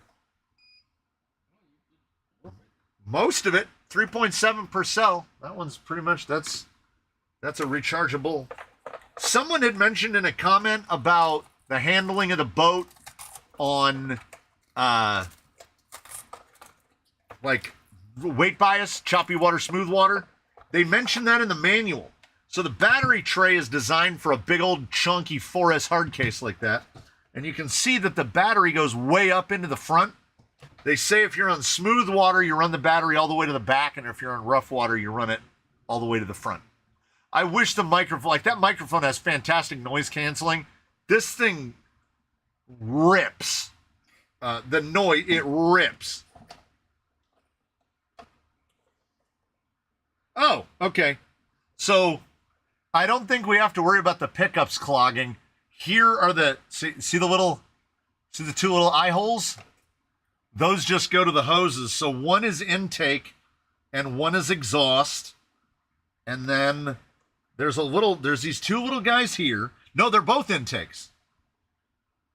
It goes in here and then into the ESC and then out. And then this one goes up and into the case for the outrunner and then out the butt. So I guess it's shooting water out of this and I just didn't notice it the whole time. It's in the water. So is the only way that this thing sucks water is that the pressure of the water on the hull is just forcing it up? Is that how that works? I mean, it can work and it can be simple and work. I wonder how this happened. I can't imagine how that would have happened right there. I think I know exactly how that happened. Yeah, so it does not appear that there's any sort of pump. There was like a tiny little minimal amount of heat came out of the, when I popped the hull, like it felt a little warm in there, but it wasn't crazy.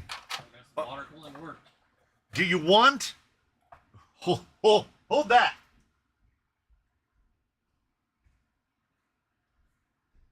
All right. It's the opposite of ASMR. Make sure nothing is close. Okay, there we go.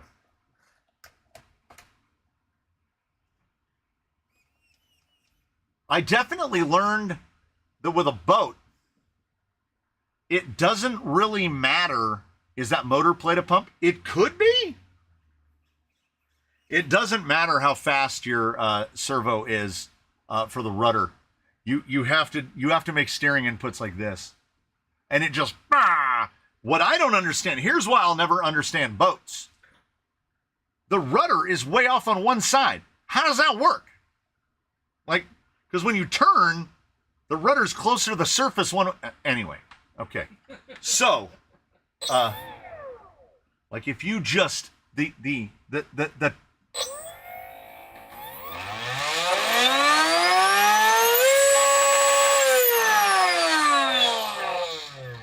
So, it makes no mention of what kV this thing is. So I was just operating off of Think 4S. So if that's an 8 kV, if that's an 800 kV motor on 16.8,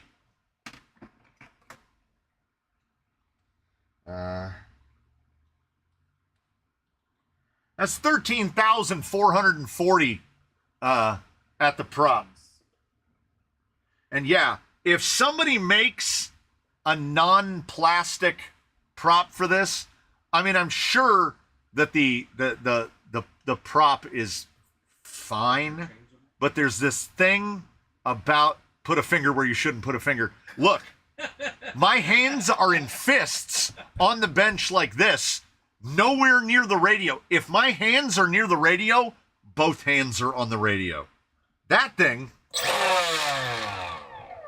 that's moving at an uncomfortable level of speed. I won't touch that propeller with that battery plugged in. If this radio was over here in plain sight, I still won't touch that propeller with that battery plugged in, because it would take my fingers straight off. So boats are pretty amazing that the cooling system on this functions purely by two little things with holes in them that just force water into tubes. I wondered what this little guy was. I also wonder what this little plug is. I don't know what that is. I've done no research. I did no research. I didn't look up how to use it. I was purely tickled to find out that I can open the quarter turns with my thumbnail. And once I found that out, I was like, oh, we're all. Try Billings Boats. They do a massive range of props, plastic, alloy, and even polished brass. Don't look at Octura propellers. Look, I'm not buying like $100 propeller. I just want a metal propeller for my Traxxas. Just watch. This is how I do it. You guys are too into this. Traxxas Disruptor propeller replacement. Okay, Jenny's has got two props and the output guard for $22. But if you want to buy just the prop from Traxxas, it's $3. $4.50. It's $4.50. $4.50, $5 an A-main. So it's a 42 by 59 propeller. Is that? Yeah, I guess so. I guess so. Okay. So, is a 42 by 59 propeller. Yeah, it's hilarious that it looks like a jet ski behind Bruce and not a boat. Yeah, we kind of agreed that when he's behind Bruce, it looks like a single-person boat, like a little racing boat that would have one guy in it. It definitely does not look like, if you pull this behind the wife's G-Wagon, that looks like a boat. Okay, there's a guy on eBay selling a steel one for $16. RC Boat Bits. RC Boat Bits has a CNC prop for the Spartan that's $59 Australian. So do you see it all? Can you feel what's going on in my head right now?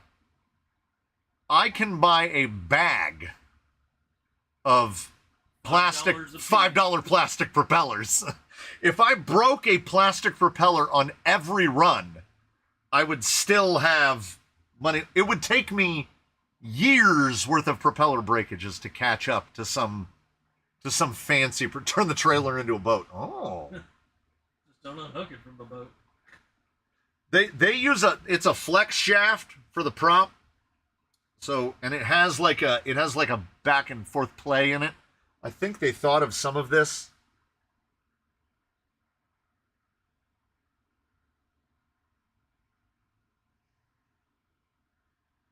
RC Driver Online reviewed this a year ago. Okay. With a metal one when running the boat in shallow water. Yeah. Send me a DM and I will send you the correct prop. Send you a DM where? Tell them your email. I'll send you an email if you know of the prop. There's got to be a boat due to the local hobby shop. Organized Chaos. We don't have a local hobby. We don't have a local hobby shop. The closest hobby store to us is Hobbytown, USA. My advice to you, don't ask those guys anything. They know parts. They don't know the machines. Yeah, don't ask those guys anything.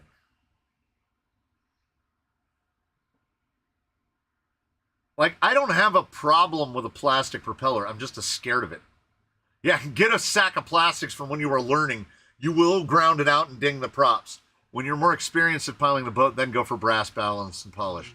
See, I like that. Yes. Change the lid and you can make it look like a single-person sports boat. Yeah, I know, right? With the little steering wheel? Little flag on the back of it? I get a sneaking suspicion, though, that with my knowledge of Traxxas, I have a sneaking suspicion that the design of the roof probably goes quite far into the boat's ability to self-right. Yeah. I think the shape of the boat is fairly critical. I don't mean the people who work there. I mean the other hobbyists. You could get farther with that. I don't know how. Last time we were in there was no one else in there. Yeah, literally. We went down to Hobbytown USC to get some Paint. to get paint. No one else came in. It was just us in there. It makes me worried. I would like to see more people in there. Oh man, I already forgot. Adam everything. It already went past. I don't know how I'm going to find him.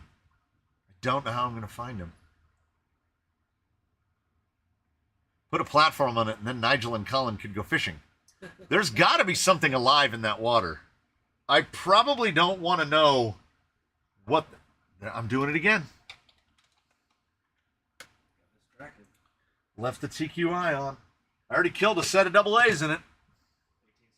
18650. It came with a stand, No, but we bought a trailer, so I just leave it sitting on the trailer all the time. It is a lot of fun. It really is. Oh, guess I can take the battery out as I have to charge it. I have one other 4S, but that one's a 6200 120. Repaint the lid. We're definitely thinking about, because this is just decals, you know. I do like a pink and purple theme, but I'm not averse to painting a boat. Pink and purple. It is, yeah, we would end up painting it pink and purple. Turn the boat into a trailer, into a crawler, have it drive itself out to the water.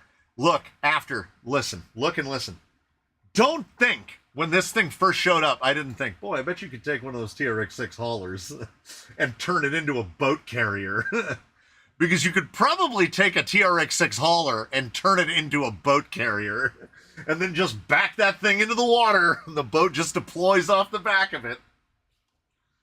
You have to sink your thing into the dirty lake water. That would be the one rig in the fleet with no vented tires.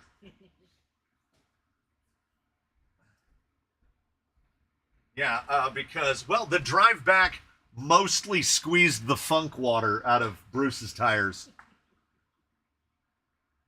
Bruce needs a skiff on the roof with a functioning outboard. Oh, let's see the bottom of the trailer. Neat ideas for a new suspension. That trailer has no suspension. It is literally Traxxas / stub axles with 18th scale wheels on it. How to paint a patina on a boat. Next up, how to paint a patina on a boat. You go down and get the gel coats and you all sparkly like. Use a TRX6 middle axle on the rear, then use a drive shaft to power the trailer axles. Oh, yeah. Your future TRX6 hauler's name is Backpack, Backpack, Backpack, Backpack. Whoever said Traxxas makes a boat backpack alive? You have a TRX6 and it currently has a flatbed. The boat is longer than Jolly Green, though, so that complicates things a little bit. Boat guys in chat, what's a decent boat that's small enough to throw in the kayak when I go out paddling? I know when we were looking them up, that other company, there's only like 3 companies on A-Main that sell boats. Yeah.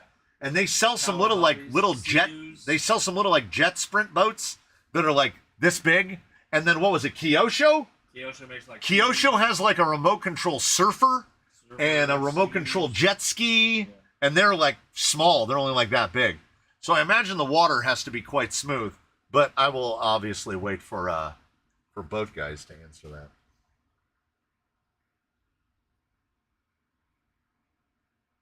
You have to go to the boat forums and ask the question for the 1000th time.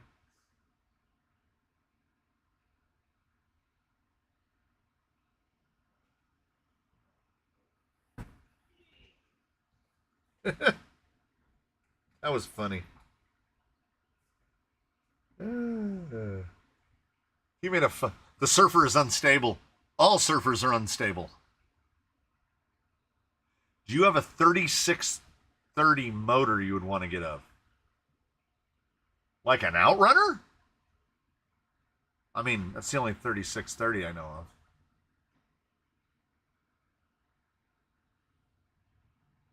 I don't think so.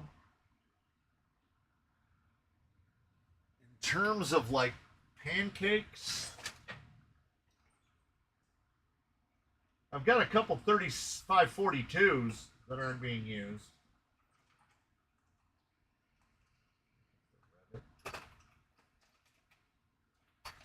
No, I only have 2 shorties and they're kind of already jobbed.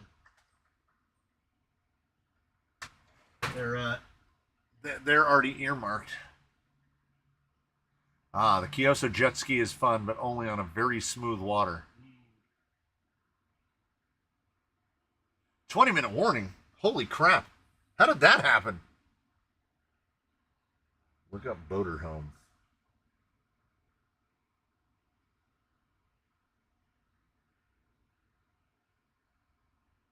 Oh my God. Yeah. A boater home is a rare amphibious vehicle that's half boat and half camper van.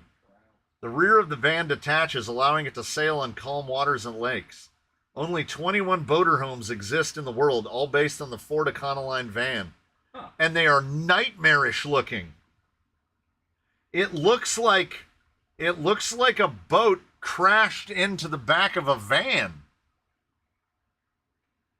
3630 Outrunner. Like, you need one? I mean, I don't think you can do better than the Secure 3625, the 1800. The one that I just used 2 of them in like a week. Any reason it's a 3630? Do you have something that doesn't have clearance? Oh, if you just need something to replace the 3542, I can do it. I've got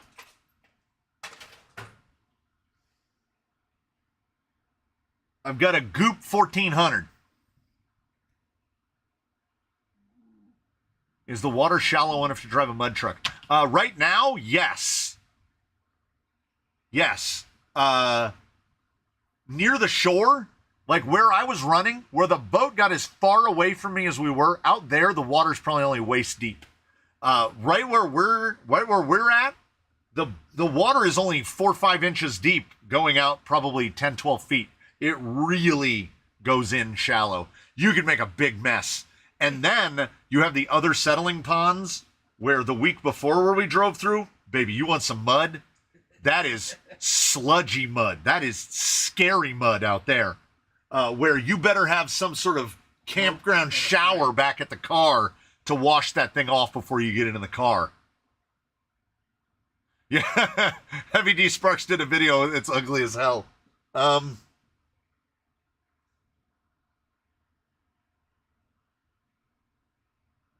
boater home. Look at the angle of the cab. I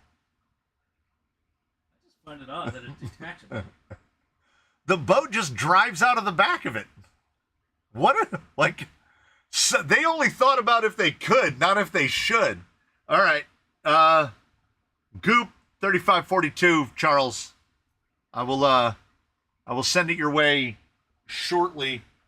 Here's the real problem. I gotta set it somewhere that I will remember to mail it. Otherwise, I'll set it on a shelf and it will never be seen again. This was the motor that went with this. But a 1400 in this would be slow.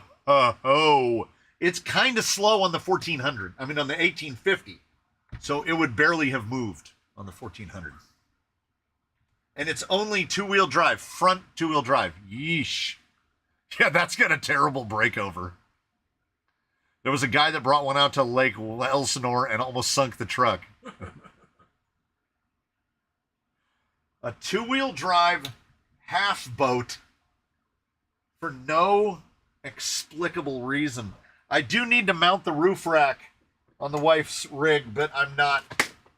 We're too close to the edit, and then I will start losing track of time, and then I will get in Dutch with the wife. Sticky notes. Do you know where you are? Have you forgotten where you are? Somebody said, why don't you write things down so you remember how to do them? Who's going to remind me to write them down? Unless I find a digital assistant to follow me around. I need to be able to go like this, and like an actual Cortana from Halo comes out and tells me to do things. And even then, I would be like, Cortana. And I would forget to do the things that Cortana told me to do. So, you need to plan. Oh my God. Guys. As someone, I can't remember who it was. Somebody dropped by the canyon to hang out and do some driving. And when they came in here, they remarked that from what they had seen, watching videos, they've only seen this area immediately around me. Like, this camera's basically zoomed in all the way. If we zoom it all the way out, here's more of an idea, right? There's the cables. There's camera 2. We're really fish-eyed out now. There's camera 3 down there. There's the stuff. You can catch a little bit of the computer system up here. There's more shenanigans around. Imagine this again, and that's what's behind me. And they thought that that was basically what I was working from. This was like a little room or something, or like part of my garage. And it is that. We're in an area that's roughly about 8 by 10.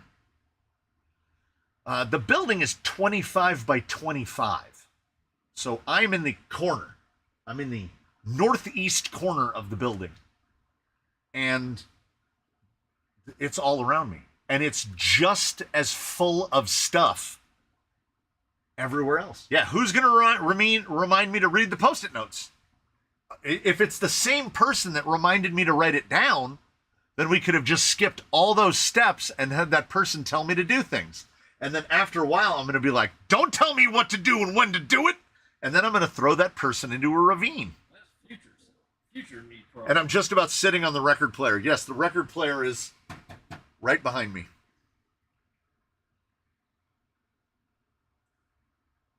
Yeah, camera 3, which looks out over the bench. So the blind guy is right behind the executioner. Can you see me?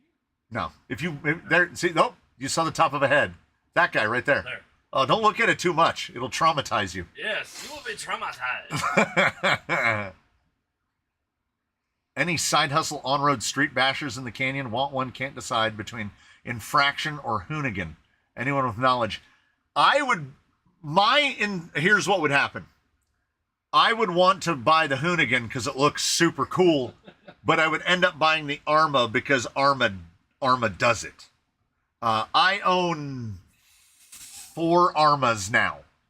I've got a Kraton, a Centon 6S, a Centon 3S, and a Limitless. And I bought a Limitless purely to put a big, cool Biddy Designs body on it. So I would get something like an Infraction or the Felony or one of those because they're not quite as cool as the Hoonigan, but they are cool. And you have a lot more parts support. You have a lot more aftermarket support. And you don't have to worry about that parts support as much because I haven't broken any of my Arma stuff at all. And when I get into a basher now, We've done speed runs. I drive it like I'm actively trying to break it, basically. Yeah, that Hoonigan body though is just real nice. But that Arma is gonna be, oh, maybe Biddy makes one. Maybe. Get the Arma in the body. Yeah. I know that Biddy Design makes a bunch of bodies now. Biddy Design. I just misspelled that terribly. Biddy Design. And then we got to find Biddy Design US. On-road clear bodies. Now I want to know. That Divina body for the Vendetta. Ugh. Yeah, they do. The Destroyer for the Infraction and Limitless. Look at that. That's not bad. They make a full-on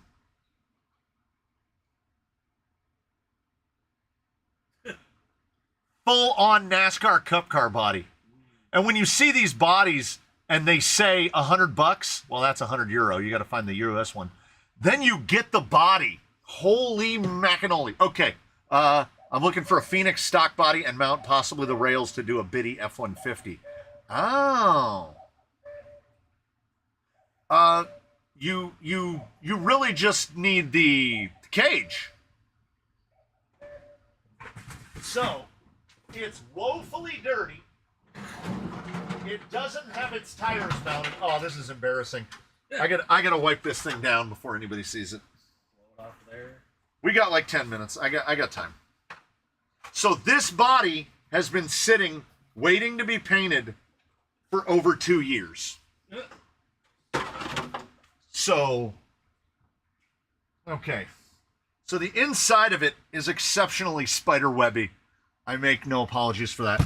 If you've never seen a Limitless near up close, here's a rock crawler with a 330 millimeter wheelbase. So it'll give you an idea for the size. This one is set up specifically to only run 4S or 6S, either 2 2S batteries or 2 3S batteries. I haven't even changed the plugs out. Can you believe it? I built an adapter. I just bought more XT90 so I can XT90 it. I'm running a Rocket. I want to say it's a 4585, 1585. I upgraded to the biggest spur that will fit and the smallest pinion that'll fit with it, which slows it down to 70 miles an hour. So this vehicle is outfitted right here. I didn't want to leave it sitting on the tires because I was afraid the tires would crack out. So they're in the drawer. And the only reason I bought it was because when I saw this, I absolutely had to have it. I think this was the first one that they came out for 1/7. Comes with the bumper. Mounts all the way down. And then you've got yourself, ew! There's full-blown spider webs on it. And then you got to put the big wing on it like that. And I love the way Biddy Design does things. It's a little bit McLaren. It's a little bit Koenigsegg. It's got a little Ferrari to it. It is, oh my God, I just realized that I put the window, I'm going to have to heat gun those off. Like, those window masks have been on for 2 years. And I sit and I look at it and I go, I need to paint this. And then I just don't. I mean, you can see the dust level that's on it. It's really bad. It's really bad. Sputter Crawler's taking his crawl out for a walk. I get it. All I need to do for this one is put a mount in it so that I can put an AS100 in it. And then you'll get to see what 70 miles an hour it looks like. It's fun. It's not as fun as the boat. The boat is definitely, I got to give it to the boat. The amount of dirt that is on this thing is truly concerning. I bought a set of just cheap 17 millimeter hex sedan tires and threw it on here and gave it a couple whips around in the road. And it left burned rubber all over the inside of the body and all over all the parts underneath. It was shredding the tires off in one run. Look at that. Look at that diffuser. You want a diffuser? When they say this thing will do 100 miles an hour out of the box, they absolutely mean it, and it absolutely will. It was the first thing that pretty actively convinced me that 6S is just an all-around bad idea. That body goes in the stack of the other bodies. Absolutely. Any experience with Delta Plastic? Yes, we've bought a number of Delta Plastic bodies in the past. They make bodies up to 2 millimeters thick. They make some crazy bodies. I'm still, HVT 03 is still waiting to see something pink. I feel it. Everyone wanted Tapas to be pink. Now nobody wants to see another rig in pink.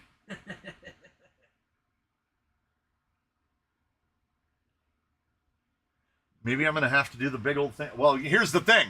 With that big old thing, I'm going to have to buy a lot of pink. Because painting the wife's G-Wagon was like 4 cans of paint by the time it was done. That infraction, whatever colors comes in the tall 11-ounce Traxxas cans, or whatever color vinyl and fabric paint come in, is the colors that thing's going to be. And was it Dustin? Was it Mr. Woodham? Yeah, Mr. Woodham, whatever you do, don't paint it a dark color. Because these things get out of sight real fast. Real fast. They get real small real fast. Infraction with a Max 8 running on 8S on a spin pinion and spur tops out just over 122. I saw a post on Reddit a couple of days ago where a guy was posting some thing that he's looking to build, and he said, will this combo do 250? And I was like, if that guy means kilometers an hour, still no.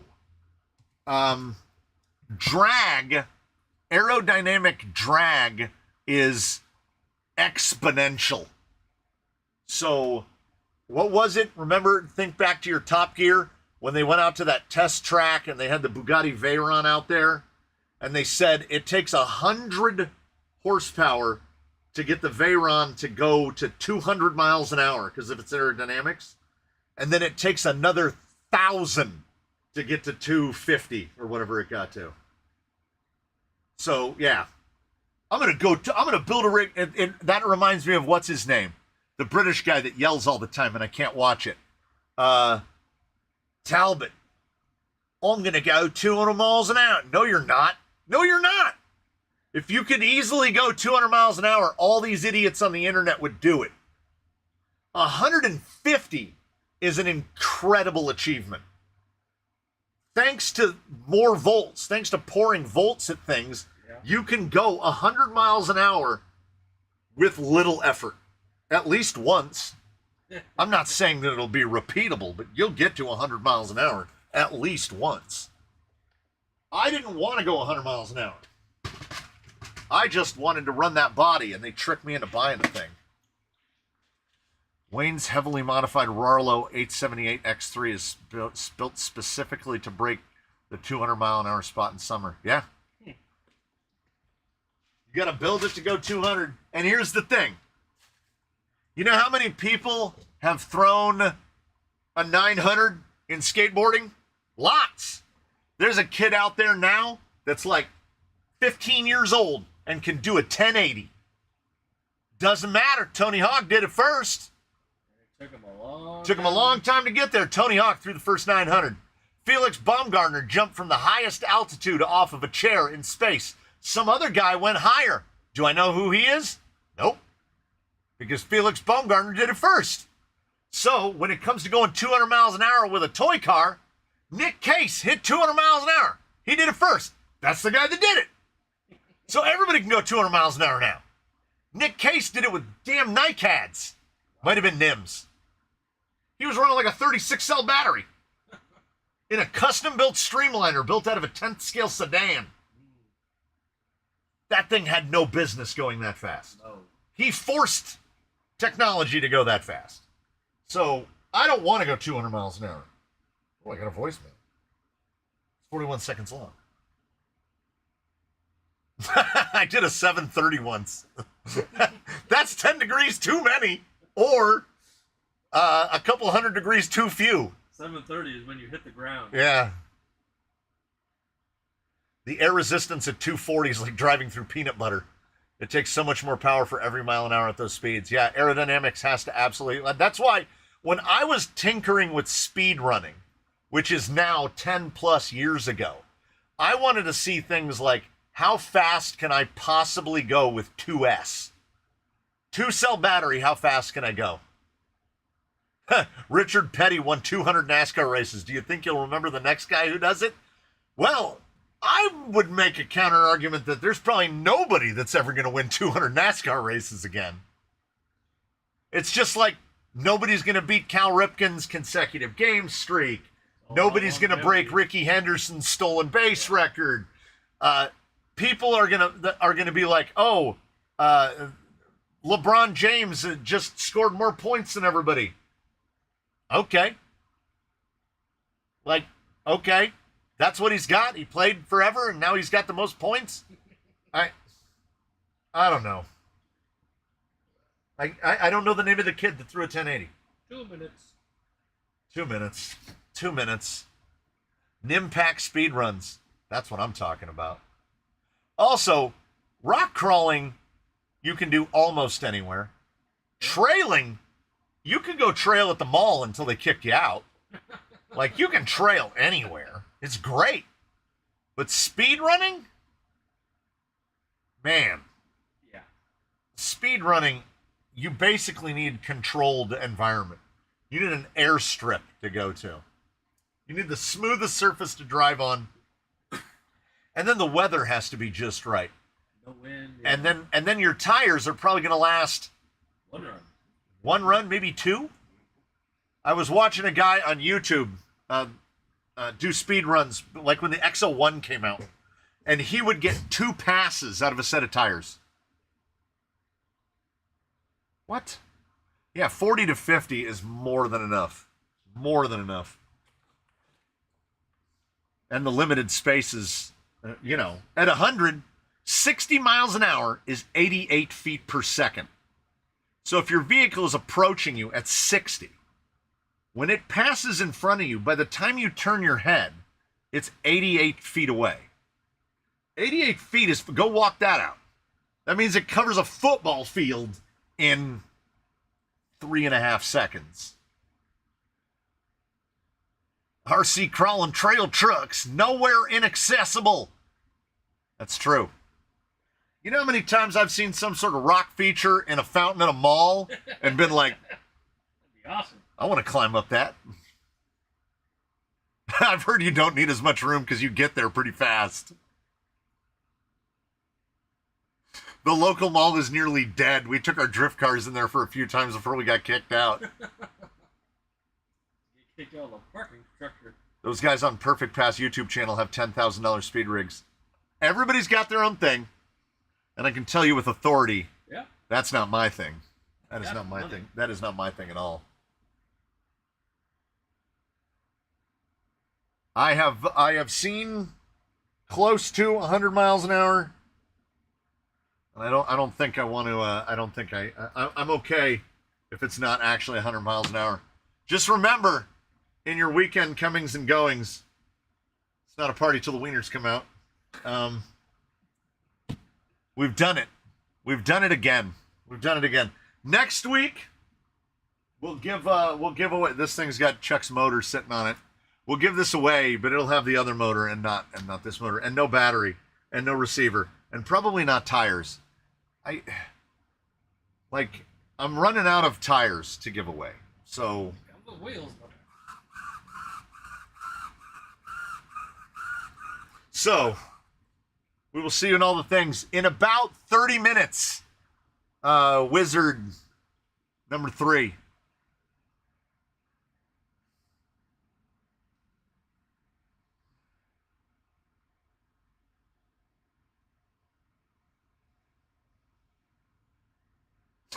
Anything that size, that fast, I just see bodily injury. Yeah. I remember one in the XO1 days where a guy clipped himself with his XO1 on a pass and ended up losing a toe. So there's giving for your art, so as it were. So I will see you all in all of the old familiar places. Thank you all so much for joining us here. As Mr. Truitt says there at the end, have a great weekend, everyone. Look how dirty my hands got. That is just from picking up that dirty thing from under the bench. First day out with my X-Mex, I ran it into a dumpster. Mailbox posts are the number one. They just spring up out of nowhere and cleave very fast vehicles in twain. Beware of mailbox posts. So, thank you so much for joining me here on a Friday. Another video up in about half an hour. As Mr. Simpson says, remember to call your mom and dad and tell them you love them. That's if you know where they are. Otherwise, just sit down and stare into the abyss, just like the rest of us do.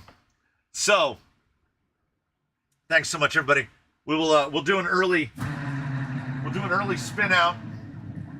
I'll be building another wizard on and off. Some here, another wizard. Some here somewhere during. We'll have there'll be a cabs up this week. There'll be some tire tests. There'll be all the usual stuff, and hopefully I can get it down to less than 2 videos per day. That would be nice. So I don't know if it'll happen, but I'll give it a try. So I look forward to seeing you all there. I'm gonna go get a $7.50 coffee drink, and I'm gonna drink it on down. Thanks, everybody. Fridays, the wieners are out. It's a party now. It's the best.